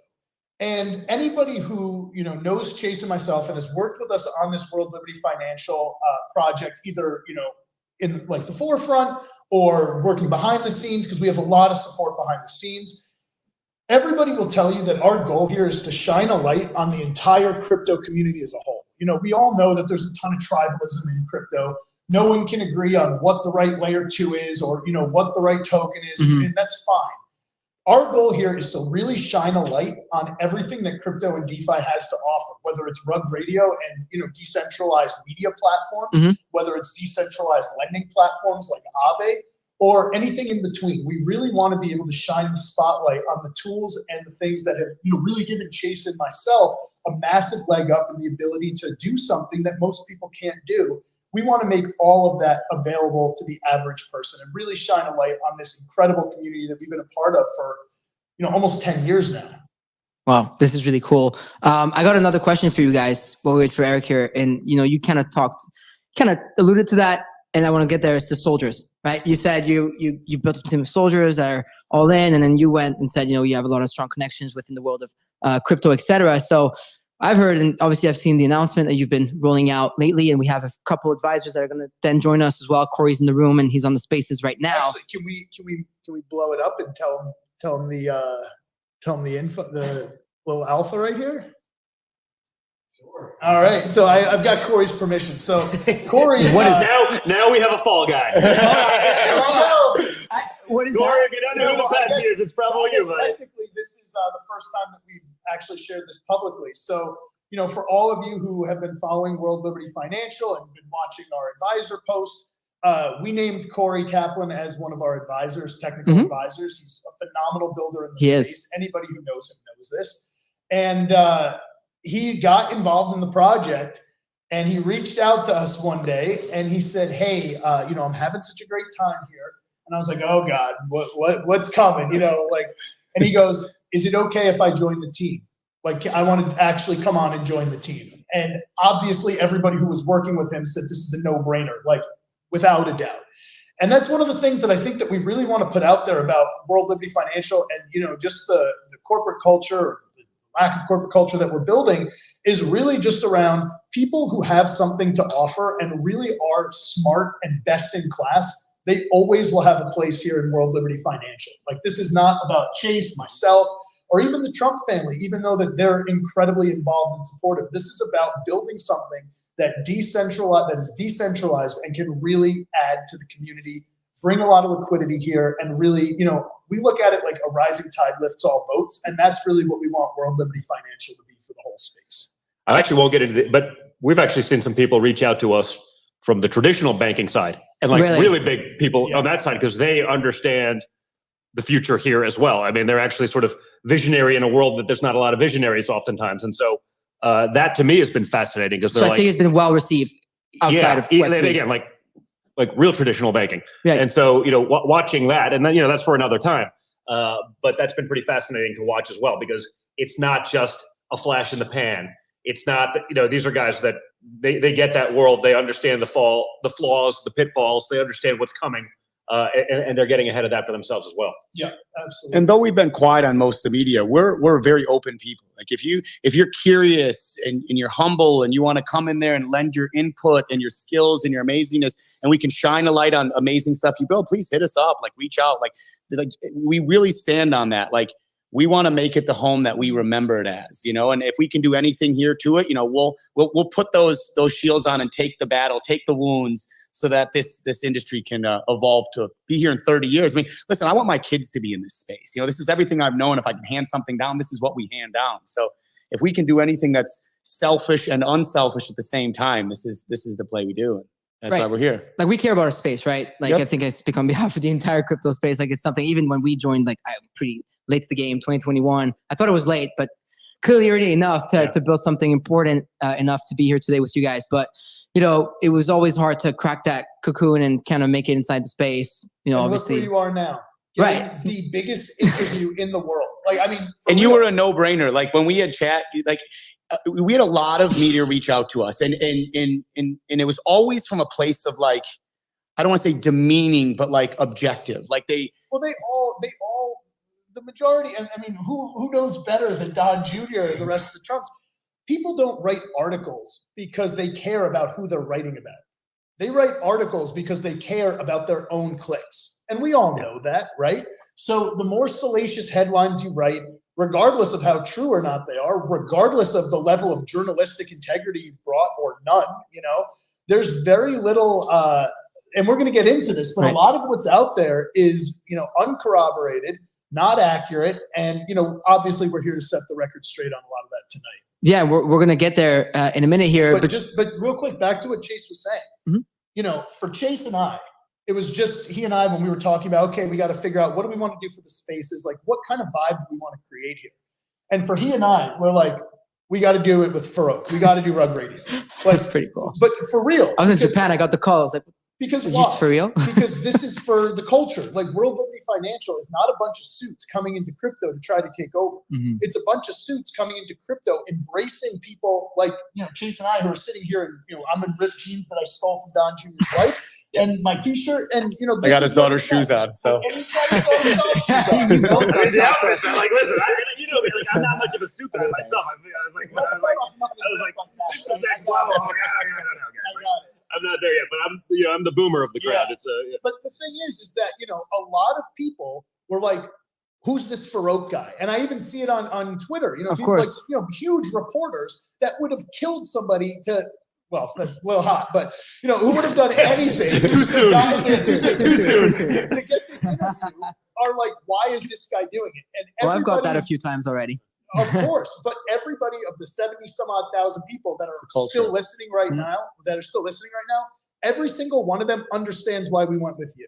Every single one of them knows why you have this interview, and some guy from CNN or Bloomberg or whatever is not sitting here with us. So it's really exciting. Chase and I started in this space back in like 2015, 2016. We had one of the first large forums for crypto where people were talking about crypto. A lot of major crypto influencers who you guys all know got their start in our group. That was their first kind of like forum to really be able to build a name and a brand for themselves. And we're here doing this at a much larger scale, integrating DeFi, crypto, NFTs, live from Mar-a-Lago with the Trumps, the most recognized brand in the entire world. Regardless of how you feel about them, regardless of your political leanings, they are the biggest, most powerful brand in the world right now. And the one thing that I really like about DeFi is that it is completely democratized, right? At the end of the day, the best chain with the best performance and the lowest transaction fees and most throughput and the most usability will win, right? The platform that gives the most transparency and the best rates and the most competitive rates on assets will win. It does not matter your political leaning. Everybody is going to embrace World Liberty Financial when they see what we build. They are not going to care. All they're going to do is say, thank you guys for doing what you did for crypto. I don't expect you to hear it today. I expect a lot of chatter and, of course, it is what it is. But 1, 2, 3, 5 years from now, everybody's going to look back and say, oh my God, they said they were going to do it and they did it. That's all I can hope for, because it's something that I think we all want and hope to do well in the space. We have Eric back in the room. I'll sub out. Do you want to stay right there? Swap with. I'll go kick slide down and then maybe get Eric right next to me, or do you want to like that? That way we'll get. All right, everybody, hang tight, because we got Eric Trunk back in the room, straight out of. You were on Hannity. Is that what you were on? I was on Hannity. A very multi-dimensional life I live. Yeah, you were. So you were in the room here helping us out. Then back out to Hannity in the van, and then back here with us. I mean, come on, who's got it better than me? Yes, I'm kidding. I'm just kidding. I'm not, but Eric, I got a couple questions for you here. We've had an incredible chat with. Spoiler alert, by the way, we talked a little bit about your looping Ethereum, so the secret's out. I like that. Yeah, sorry, because we had to get Zach talking, and he got really excited. Jump in on this one because honestly, Please tell it yourself. Tell it yourself. Looping story. Listen, I'm in the hospitality industry, right? Yes. We don't want a guest to show up at our hotels. We don't want them to touch a door. We don't want them to, ever carry a bag, right? We're in hospitality for a reason. Right. I have to say, the one thing that the crypto world has probably done a bad job with is actually the hospitality aspect of it. Everything's freaking difficult, right? And I went to one of the best schools in the country, smart guy. I understand technology very well. The amount of times that I called Zach saying, I don't get this. I popped open a MetaMask account and I literally can't get the browser to pop up because my Chrome extension isn't working. And then you go to, Aave and you try and do some looping, but you have to loop it 3 times in order to get to the actual transaction to loop. And I'm sitting there saying, man, I'm a pretty smart guy. Again, I understand technology enough. I can't get this to work. There's no way that half of society is. And I honestly, if there's one contribution I want to make to the world of crypto, it's actually making it user friendly. And this can be like one of like the big theses. I mean, I pound this in the guys all the time. Treat me as your consumer, but treat me at 2 generations above me as the consumer for a second. And let's go through and let's try and make it idiot proof. But there's so much potential. And honestly, I think one of the things that have kept so many people out of the crypto space is actually that confusion, right? I mean, half the domains are .io. I think if you went to a couple generations over me, they've never typed in that domain. They don't even know what it kind of everything's means. taken. And so how do we bring what we're so good at, which is almost comfort and usability? How do we how did these guys program that into a space where it does everything that Don talked about, right? So many people in this country are disenfranchised. So many of the people want this. I mean, why does Chase have 60-story buildings that are 2 million square feet in every single city in this country? Hundreds and hundreds of millions of dollars in taxes and payroll and this and that, which they're passing off to consumers. When this can be done on blockchain, it can be done quicker. It can be done less painlessly. Your money can get wired from into an account in like a couple hours, right, direct to your account. There's all the BS, all the nonsense taken out of it. I mean, that is modern day finance.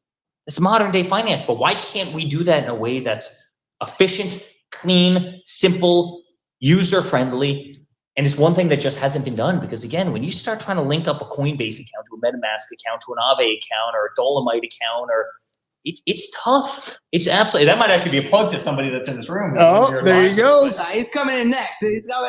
Corey can come in here next and talk all about Dolomite. Corey, we're going to make it user friendly. Yeah. All right? That would be great. So let me ask you. I mean, we've had Don Jr. here. We had your father, and we have yourself now. Sorry. So how could the Trumps coming into DeFi change the way wealth creation works in America and across the world? So think about it for a second. Say you want to go open up a pet grooming business and you have $10,000 worth of Ethereum and you want to borrow against Ethereum. Like, why can't you just be able to go and do it? Why do you have to go shed your assets? Why do you have to go sell your assets? Something that you believe is going to appreciate tremendously. Why can't you do it? And why can't you do it instantly? That person goes to Chase, 0 chance they're getting a loan, 0 chance. They'll laugh, right? I mean, there's not enough zeros behind their name. They'll go through a process that's 120 days long, at which time the business will be gone because your inspiration will be shattered. And by the way, chances are you're 120 days into the process and they tell you no. They cancel you. They cancel you for a post that you made at some point that you believed was right on social media or something along those lines. It's not efficient. Why can't this be done on blockchain? Why can't this be done, quickly, seamlessly? And there's so many different financial tools. I mean, I literally feel like our financial system is broken. Our financial system vastly favors the wealthy. It gives others not a chance of success. You better be in kind of, the club. If you're not in the club, you probably don't have a chance. And by the way, if you're not in the club, you're also not getting the best terms. Not at all. So there's no parity on lending, borrowing. It kind of quells freedom, and that's not how it's meant to work. It's not how it's, and then at the same time, these banks, as I said before, I mean, we own some of these buildings, right? They're carrying these assets, payments on these assets. They're carrying, 60 floors full of cubicles filled with thousands and thousands and thousands of people to push through transactions, at which time they charge you for, the application process, but then deny your application 90 days later. I mean, there's got to be a better process, right? And if you want to look at financial institutions going into the future, you better believe that inefficient model is going to be extinguished, and that these transactions can happen immediately on blockchain with a couple pushes of a button, without the discrimination, without the nonsense. And that's what excites me. It's so obvious. Yeah. And I fell down this rabbit hole. And let me just say one other thing. I'm an unconventional guy for crypto, right? I'm a bricks and mortar guy. There's no guy who's built more buildings. There's no guy that's opened more hotels. There's no guy who's built more golf courses. It's what I do every day. It's hospitality. I mean, I'm a guy who likes the world where you can touch something, bricks, mortar, concrete, tangible. If you've made a believer out of me, then honestly anybody would be a believer, right? Because if you actually think about it, what crypto is, it's such a hedge to all of that, right? Right now, a hurricane can come and slam into the east coast of Florida, and congratulations, your home, your business is gone. You can see what's happened in California, where you have the largest exodus of people because of bad policy, high taxation, right? Yeah. I mean, so many factors gone. You have geopolitical factors, gone. You've got crooked AGs and DAs in states who target you relentlessly, gone. You have a bank that cancels your account, like Don was talking about with PNC Bank taking out it, right? So all of a sudden now your business collapse is gone because somebody targeted you. I mean, think about all the intangibles in the world that can happen. Mm-hmm. That can't happen on blockchain. That can't happen, right? And so, as much as people sometimes say the bricks and mortar, I mean, it's safe because it's there and there's always something to collect off of it. Well, there's also inherent risks to all of those things that I mentioned, right? And I'm a big fan of Michael Saylor. He's a guy I've known for 20, 25 years. I've known Michael before he was really? Michael. I knew him back in New York and That's cool. Different days. And he's a guy I tremendously respect. I actually think he does a better job talking about this than just about anybody. I agree. And he gave one of the great dissertations at the last Bitcoin conference. He did. About this, which is no. You actually invest in crypto to de-risk as opposed to add risk. And I think when you can start getting your mind into that mentality about how many inherent risks are actually taken off based on secure blockchain, global currency, a hedge against devaluation, a hedge against global insecurity. It's beautiful. It's beautiful. And it's opened my eyes as, again, a guy who builds in bricks and glass and dirt. And I've become such a believer. I'm really passionate about it. So I love that you're saying that, because when you were out of the room, we talked about cryptocurrency as a means of freedom. And you're someone that said you were like the typical brick and mortar guy. It's see, feel, touch. When I got into NFTs, like, oh, I can't see the art. We're like, well, you spend more time on your phone looking at art digitally. So what's the matter? You're not staring at your wall all day long. So what was the one thing, and I'm sorry, I'm going off, I just need to ask you, what's the one thing that turned you into this believer? Because there's a lot of people listening to us now that may think that they're not of age for crypto, but that makes no sense, right? There's a lot of people that think you can't see, feel, touch, but then you said, hey, one hurricane and your shit's gone, and everything's gone. So what was the thing that made you switch? By the way, listen, we've got one of the biggest portfolios of properties in the world. Yeah, but what made you? Clearly a hard asset guy, right? I mean, I'm sitting here in a suit. These guys are sitting here in t-shirts and tattoos, right? Like we're blending two worlds so well. Don, hop in here from afar because I want your commentary. I think that's right. There's more holes in his jeans.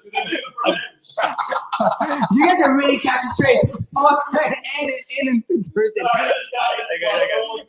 This is why we love them. He had a glass here. Costs more than your suit. I would also venture to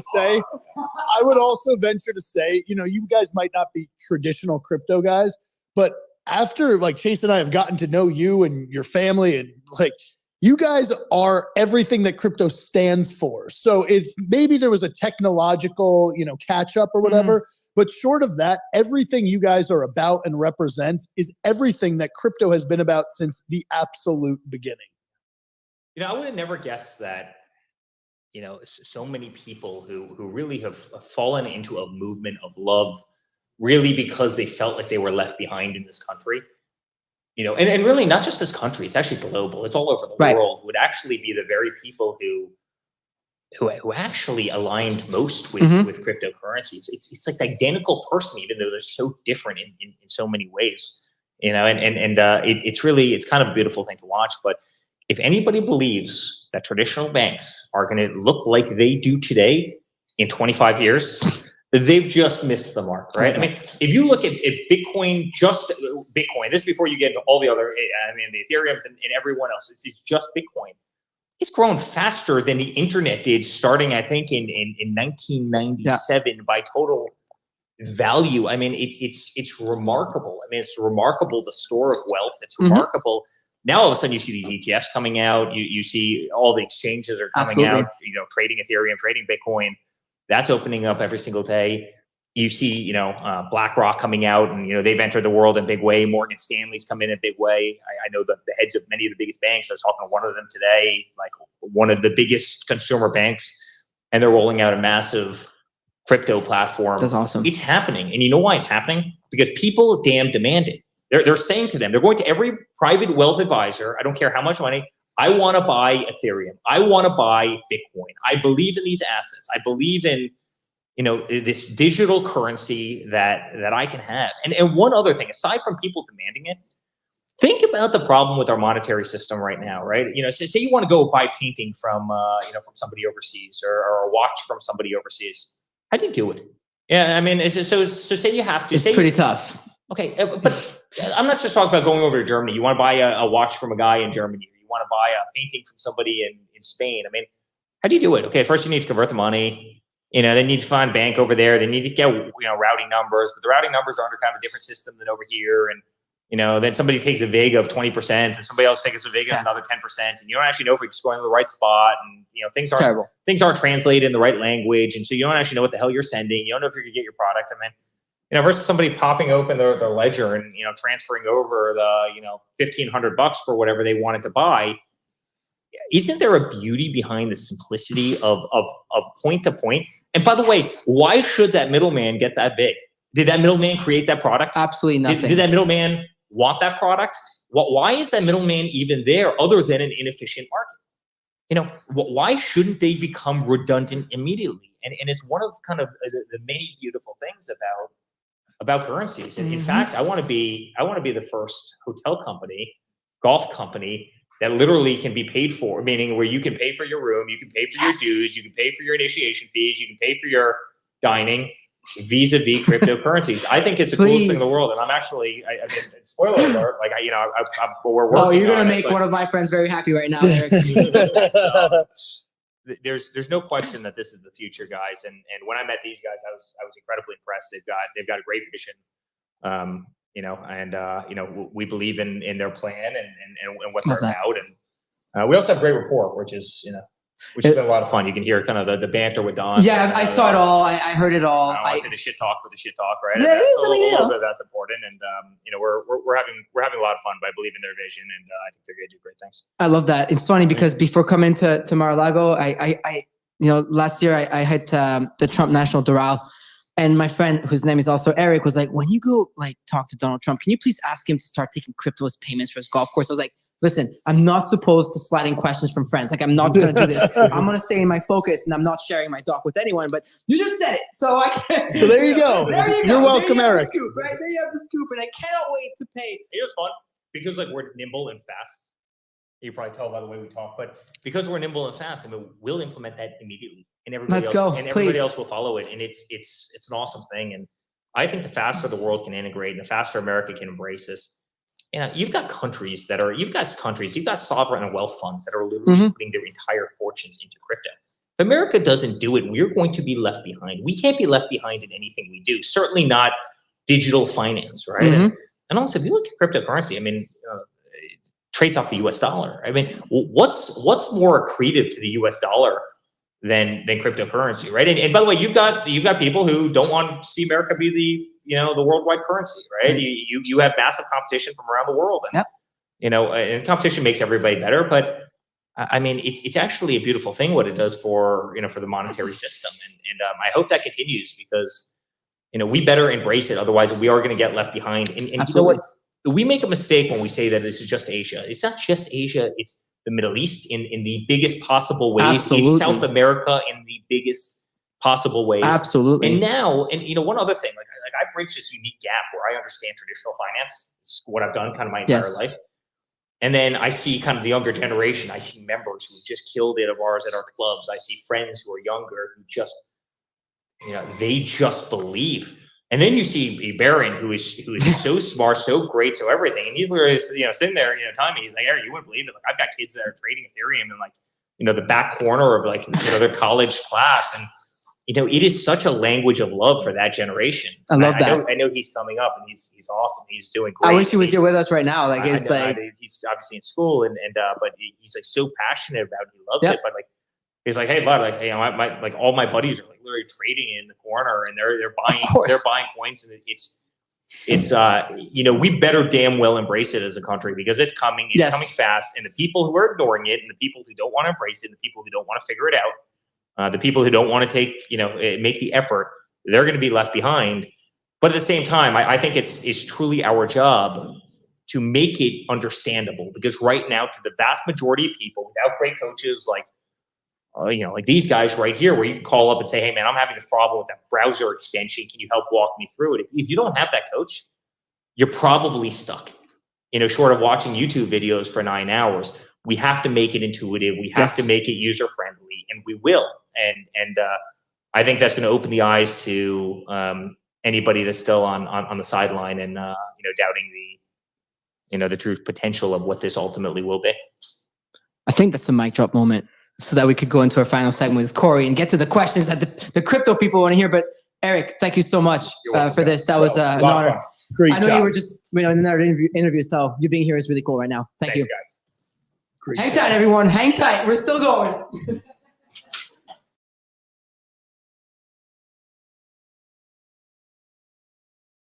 Here he Get is, Corey in here.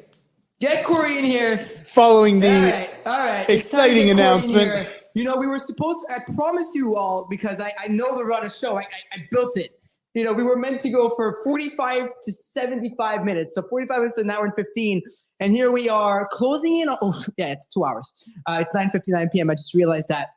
And shout out to the crew here that's absolutely crushing everybody transitioning in and out of this Twitter Spaces. You absolutely love to see it. It's also awesome to see that Donald Trump lent us his account to stay on stage the entire time, and I really appreciate everybody for still being here and listening to us. Mr. Corey, you're now in the hot seat that President Trump, Don Jr., and Eric Trump. Yeah, that's the executive seat you're in right now. How did that feel, Zach? You were just in there too. It felt good. I'm not gonna lie. I feel like I've lost a little luster over here, but maybe it's because I'm sitting next to Corey, who is far more intelligent than I am. Listen, I think this chair's tired of me. So, let's get into it, Corey. You've built Dolomite. You're a very successful crypto entrepreneur yourself. You've been, kind of talked up before coming up here by the whole family, pretty much. And it's awesome that you're involved. So, considering the high visibility of, and the expectations, right, surrounding this project, how do you approach the security and the architecture aspects of it? Because it has to be robust, has to be reliable. So it's important for us, the crypto community, to understand, how are you going to make sure that this thing is very secure? Well, security as a whole, it can never be perfect. I think of security as more of a journey. We've seen things that we thought were secure in the early days of crypto and open finance before it was even called DeFi that we thought were good. And certainly over time, things have changed. So it's really important for not just myself, but for this whole team to remain nimble, adapt, continue to soak up information like a sponge as new things emerge, and never get stuck in the mud of what you think is the best.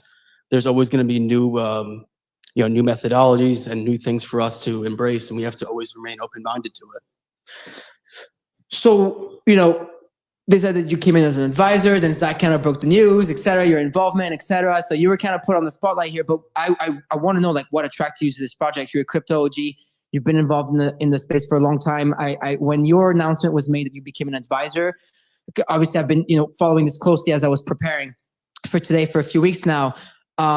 It's kind of shifted even the sentiment, right? It was oh, whoa, he's involved, right? And you're my fellow CryptoPunk brother, so I love that. But it's got two punks on stage right now with Donald Trump. It's pretty cool, huh?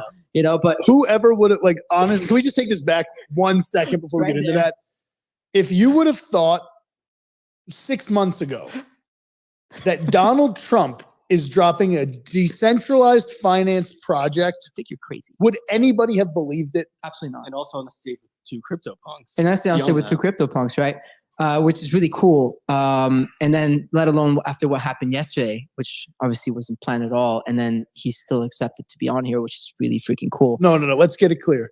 He didn't even consider canceling. No, I heard. I was told that he was very excited. Oh, he was hyped. There was nothing that was going to stop him. You know what's funny? Everybody was like, "Oh, that's not happening. That's not happening. That's not happening." And I was like, "Guys, I haven't heard. You guys never even told me, hey, this may not happen. You just told me just We can't set up yesterday. We'll have to do it this we morning. can't set up tomorrow. Just see you tomorrow at 9 in the morning, right? So we post on the video early. But Corey, like I want to go back to you and ask you because it's very important, right? I think for people to hear this from you, so what attracted you to this project? Like, why are you doing this? Well, obviously the impact and reach for something like this is absolutely massive. I mean, I've been building in crypto professionally since about 2017, and I've seen the space evolve so much over time and go from what was a bunch of ragtag people working on things and people starting up projects through small grants from the Ethereum Foundation into something much, much larger. Yeah, we're seeing the biggest decentralized finance protocols handling tens of billions of dollars in AUM or assets under management. We're seeing them process billions and sometimes even trillions of dollars worth of transactional volume. Like these are big numbers that start to attract the eyes of the banks, of course, but then we've also seen the regulators also start to catch the attention of it. And it's time to regain the focus now and really focus in on what makes this space, decentralized finance, so important. You've seen a lot of people lose sight of that over the past couple of years with the fallen false shepherds of Alex Mashinsky and Sam Bankman-Fried. Yeah. And those people don't really represent what our industry is all about. We really wanted to bring the spotlight back in and focus it on what really makes this space so important. And I think that Eric, Donald Jr., Eric, Zach, Chase, they did a tremendous job of really talking about all the different pain points that we've seen people come across over the past couple of years, from the unbanked to the user experience problems to the disenfranchisement. These are all really important problems that are not going to go away. Certainly as the world becomes more polarizing, we need to find ways to coalesce, and we need to find ways to make finance not discriminate against people. And this is the obvious solution. So it's an honor to be a part of the team and be able to help them this way. And I'm truly humbled to be here. I love to hear that. And it's obviously like, it feels good to hear from someone like yourself, right? So especially when it comes to, a platform that needs to be robust and secure, given all the attention and the eyes that's on there. Zach, I'm gonna go to you here as we start closing off. Look, I'm assuming you guys are gonna have a lot of news come out as you can drip them out, et cetera, et cetera, et cetera. And I think Chase, it was pretty much an open invite. If media wants to know more and learn more, they can reach out to you and ask you questions directly. But I want to ask you the questions that some people want to know. Please. And it's really important, even for myself. Like, we're media, we're in crypto, and I want the space to thrive. And it's important for us that, you guys, doing this with the Trumps, puts a good, energy out there in our industry, right? Absolutely. And a good aura over it. So, the question that everybody wants to know about World Liberty Financial right now is, will there be a token? And are you planning? Yeah. Elon. Well, I'm sorry. What? I think we have a request. Yeah. Sandra, do you have my phone?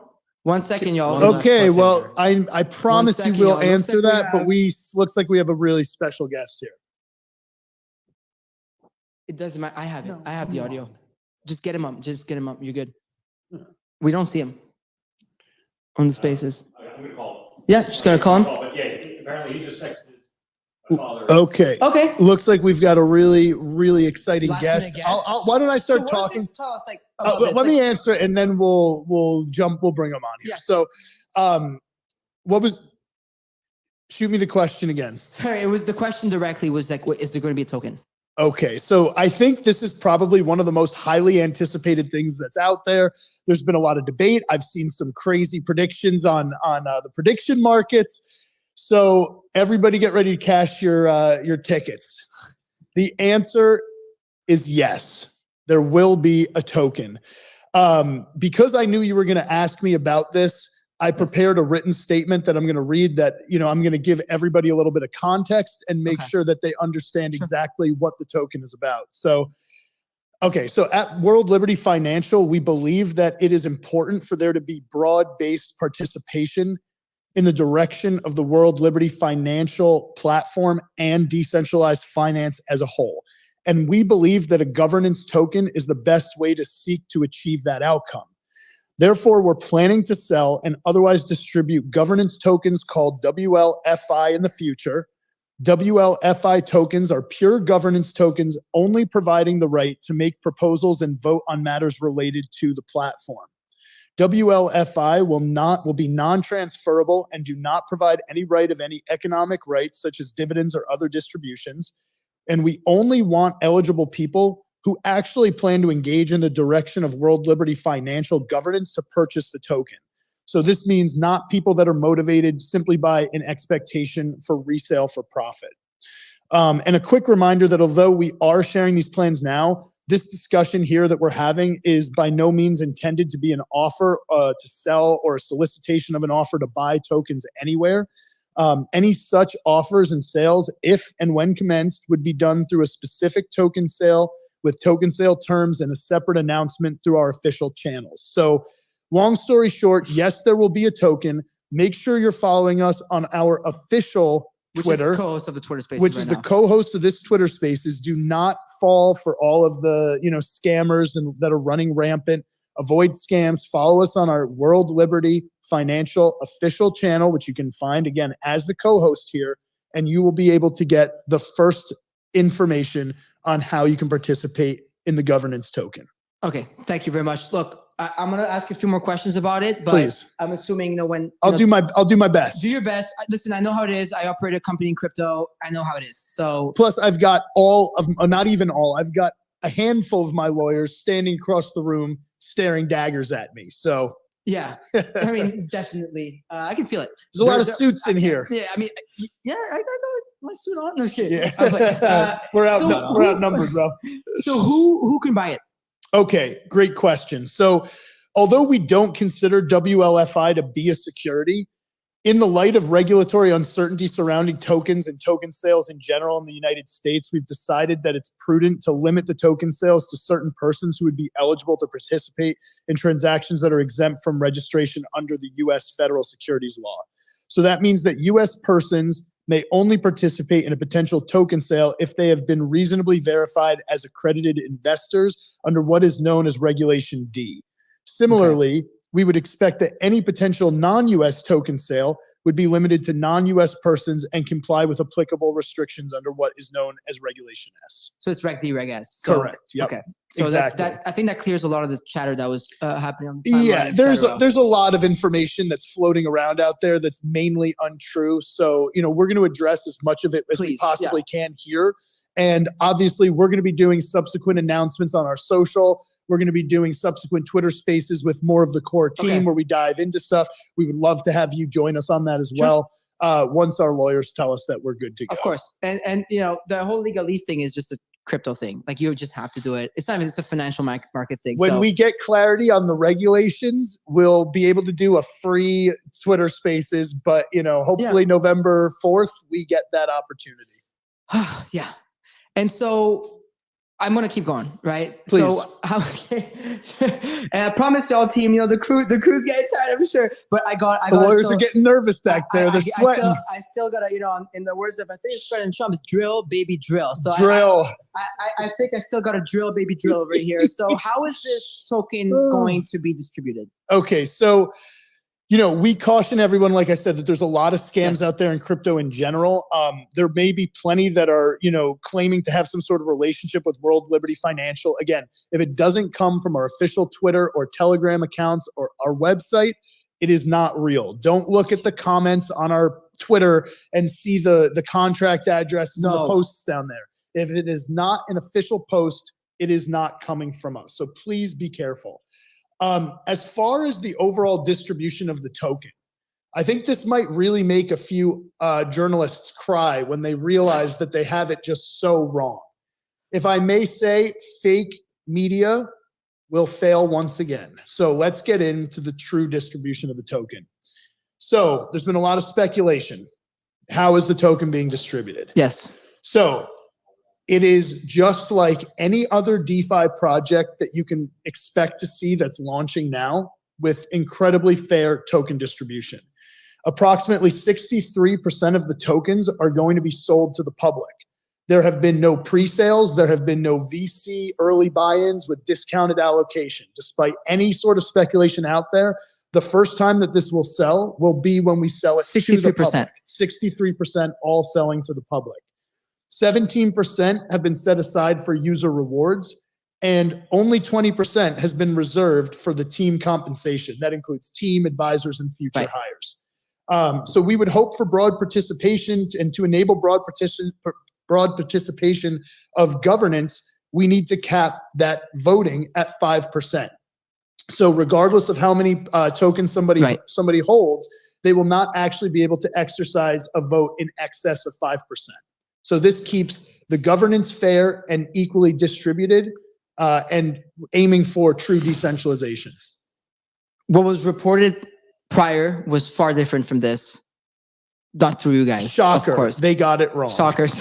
So I know you guys were waiting. They had no to get... confirmation. Went to the news. Shocker. So I just want to confirm with you one more time and go over the numbers again, right? If I may. 63%, approximately 63% going to public sale. 63% approximately to a public sale. Approximately 17% is held for user rewards, which makes sense. Correct. Right? Because you need something to give to the people as the platform grows and goes and incentives. And 20% to the team and advisors. Correct. Right? And then the rest, that's about all. That's about 100%. Sorry, we're 2 hours into a stream. Okay, the tension's been high for the last couple of weeks. That is 100%. That is 100%. So 63, 17, and 20 are the numbers. Approximately. I say approximately because there's 1 or 2 points here and there. Yeah, I don't want to put you in. The lawyers are sweating back there. But it's still important for you to double down on 63% because what was reported and what was told to me before I came here was not that. And this is one of the reasons why, at least my next question, the final question I have for you guys today. Then just to speak to that.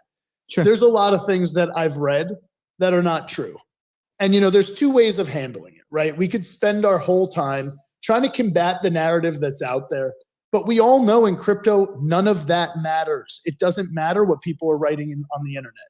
All that matters is on-chain activity. Of course. All that matters is how many new users sign up for Coinbase, how many new users get MetaMask accounts, how many new users bring liquidity into the space. And that, at the end of the day, is what we will ultimately be judged upon. Yes. And that is the only thing we're focusing on. So rather than getting distracted by the articles and the requests for interviews and the hit pieces that they're trying to put out, we are simply focused on building and growing our entire mission. Got it. And so I guess my last and final question we'll be able to get out, is how did the crypto community respond to the project so far? I'm assuming that post this interview and the final, numbers that you've given us, which were not public until now, that may change. But so far, how's the crypto community could responded to your project? It's like anything, you're going to have people that accept you. You're going to have people that are jealous of you. You're going to have people that just don't agree with your idea. And all of that is completely fine. The thing that for me has been absolutely incredible is to see the people who I regard as, the leaders in our community, the people that I look up to, the people that I know have been here on the protocols and building things that I use every single day, have all been insanely supportive. And while, we've made a bunch of our advisor announcements, Corey's actually joined the team. We announced Sandy Peng, we announced Luke, we've announced Raphael, like a whole bunch of our really incredible advisors. We aren't even done announcing the incredible people that are involved in the project. Okay. And beyond that, we have even more big names that, are working silently, let's say, because they have investors that they need to keep happy or whatever it might be. Right, you have private advisors. But if I were to tell you who these people were, you would be blown away. We have massive people who have been very much at the forefront of building the infrastructure that we all run crypto on.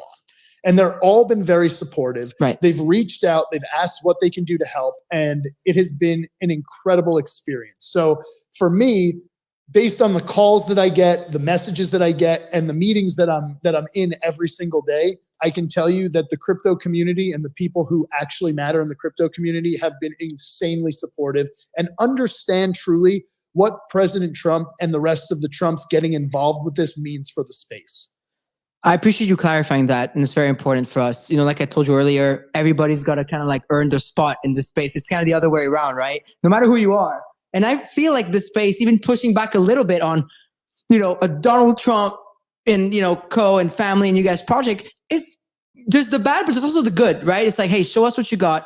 Show us the right team members. You have Corey here. That's going to make sure this is secure, robust. You obviously clarified the main question that everybody had and their mothers on on the tokenomics of this, etc. More to come, of course. So with that, I think this is the end of the 2.5 hour stream. This was scheduled for what, like 45 minutes an hour? I was meant to be 45. I was meant to have President Trump for 15 minutes, but it stayed on for 45, which is really an honor to me. He started flowing. I mean, look, it's there. So with that, everybody listening to us on video or on audio on replay, I'm Farouk from Rug Radio. Thank you for having us. Last thing, please make sure you follow World Liberty Financial official Twitter account, which is co-hosting along with Farouk. Please don't fall for scams. Whether you buy our token or not doesn't matter, but please do not fall for a scam. That is the thing that I really, really do not want to see. Yeah, so please be careful. Like anything that is too good to be true is probably a scam. There's comments under it. There's usually fake DMs, It'll fake be everything. very clear how to participate in the token sale. And unless you go through the whitelist KYC process, which we will be very clear about how to participate in on our socials, it is not an official project. I love that. Well, thank you guys. Thank you very much. I do want to extend my personal thank you to the Trump family for having myself on behalf of Rug Radio on the premises of Mar-a-Lago, especially after the horrifying events of yesterday. Thank you very much. I'm Farouk. It's Rug Radio. See you later.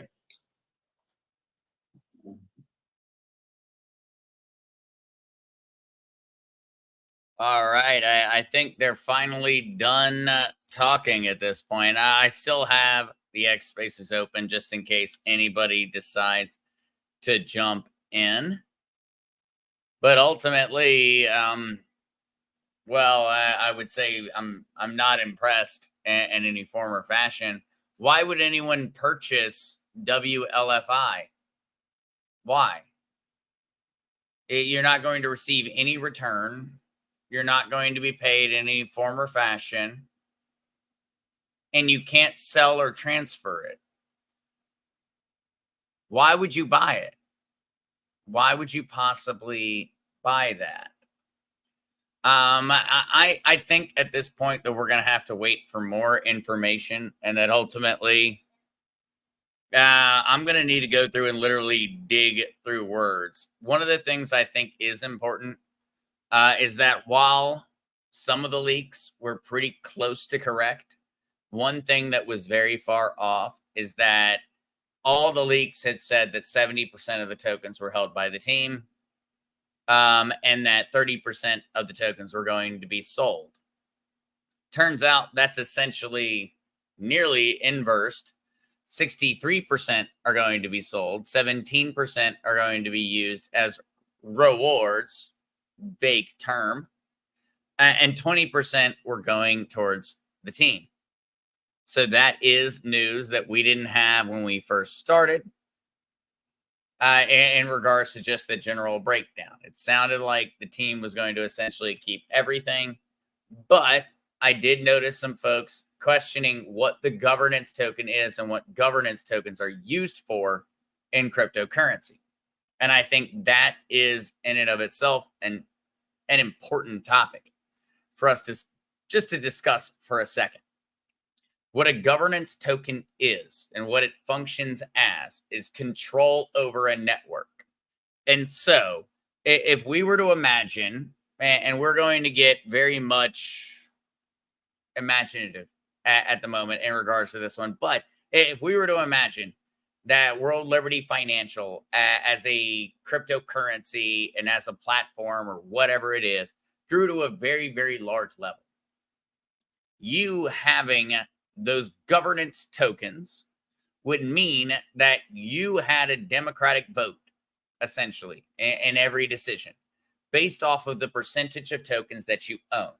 That's how democracy works, in all honesty, and also in cryptocurrency. In reality, it's based off of how many of the tokens or the coin you personally hold.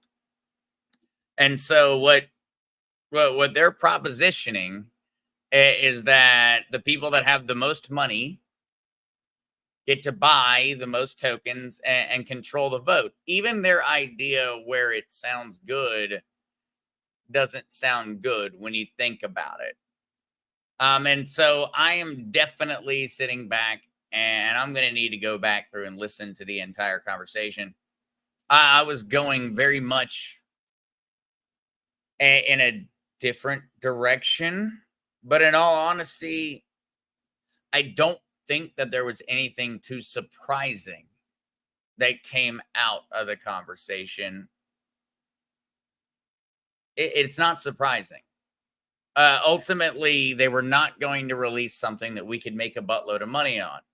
So that was out of the picture. It just didn't make sense from a political standpoint. You're running for election, 50 days.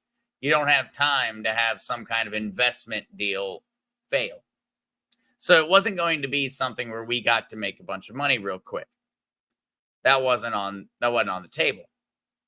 It also was not going to be a full platform where we actually got user, where you and I could go log in and immediately use it, because I know personally from working in the industry, that takes a long time to make happen and a lot of effort. And it doesn't seem like they've put that in. It seems more like the Trump kids have put together a general idea of what they want to do, and they got dad to check off on it. In all honesty, that's what it felt like to me. That was my general feeling, was that they have a great idea. The idea is great. There are a lot of amazing things, and if it's actually happening, that's going to be amazing. It's going to change our world if it's actually happening. What I was hoping for, and what I think the word launch kind of expresses, is for there to have been some work already done.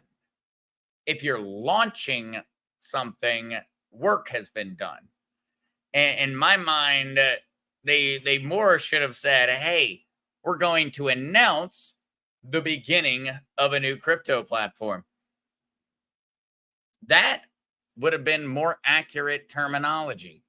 That would have been a more accurate way of saying, hey, this is one heck of a vegetarian nothing burger, but still being constructive while they said it. Hey, we're going to give you information.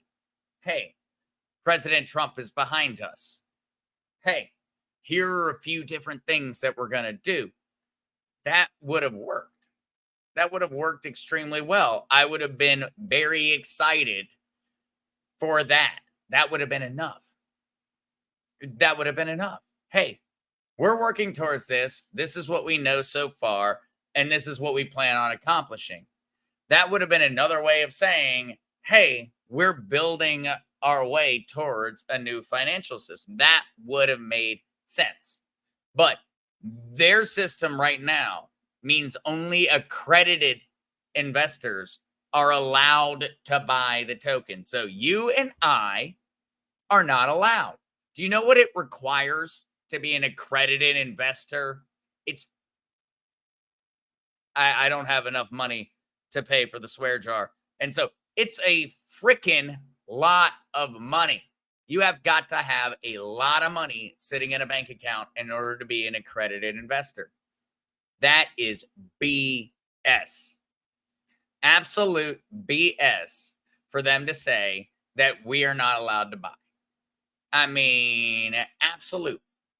I am beyond that term and the whole thing. I think people even commented that they saw me on the camera. I was mad. That's unacceptable. That's unacceptable. If I'm not allowed to buy and you're not allowed to buy, then no one should be allowed to buy. No one. The idea of the caste system of our current financial situation is absolutely ridiculous. So people with money are allowed to invest in shit I'm not allowed to invest in. That's not how it should work. That doesn't make any sense. That's not logical. That's not close to fair. And of course, fair is not a real thing. Fair doesn't exist. Those are things you go to in the summer or the spring. They don't exist in reality, but still the general idea of somewhat an equal playing field let's at least have somewhat of an equal playing field. I mean, I'm not allowed to buy. I'm not an accredited investor, and I'm not even in the ballpark of being capable of being one. And so that sucks. That sucks. And so, yeah, I would say for everyone, we have got a lot more information that we need to go through. We need to learn and we need to listen a bit more, I imagine. I would just say I'm beyond unimpressed with the first showing. Beyond unimpressed. You're telling me that's supposed to be the new group of guys? I mean, yeah, I appreciate that it was a normal group of human beings. They weren't edited. It wasn't fixed. It was just people talking, and they had real conversations. But they didn't progress the conversation in any form or fashion. They did not. That's kind of the way I'd see it, Arlene. Trump just promoted his son's friends. But we're going to see. We're going to see. I do not want to go ahead and cast stones too far ahead. Ultimately, we're going to have to wait. I'm going to be keeping up with it nonstop because, well, I either want them to take my money or I want to give them a very, very hard time. Trump advocating and working towards the crypto industry was an extremely good thing. And the last thing I want that to result in is him making mistakes that could in any way harm the campaign. Everything so far up to prior to today has been a benefit to the Trump campaign. We have been spending money and pushing him towards getting elected, making a difference in states, spending the dollars necessary to get Republican candidates elected across the ticket, whether that's in local county offices or whether that's in state or even federal Senate and House of Representatives seats. The cryptocurrency industry is spending that money. And we've been spending that money on the Republican Party. And so I want that to continue. I want that success to continue. And so I'm curious. I'm curious what goes on. I can already envision the news headlines in the morning. Oh my God. They're going to be brutal. They're going to be brutal. But otherwise, thank you guys all so much for joining. And I would say I'm going to have far more to talk about in the morning when I have some time to really process all of it. At this point, disappointed, but not dejected. They did talk about a lot of things that are extremely important. And the conversation was not, I know for many the conversation didn't make sense, but the conversation was not pointless. They were discussing things that are currently going on that can be done with blockchain technology or can be fixed with blockchain technology. They were. The problem is that was not the audience. Nobody was there to listen to that. We wanted the meat. We didn't want the details. And so, yes, I'll have far more to share on that one in the morning.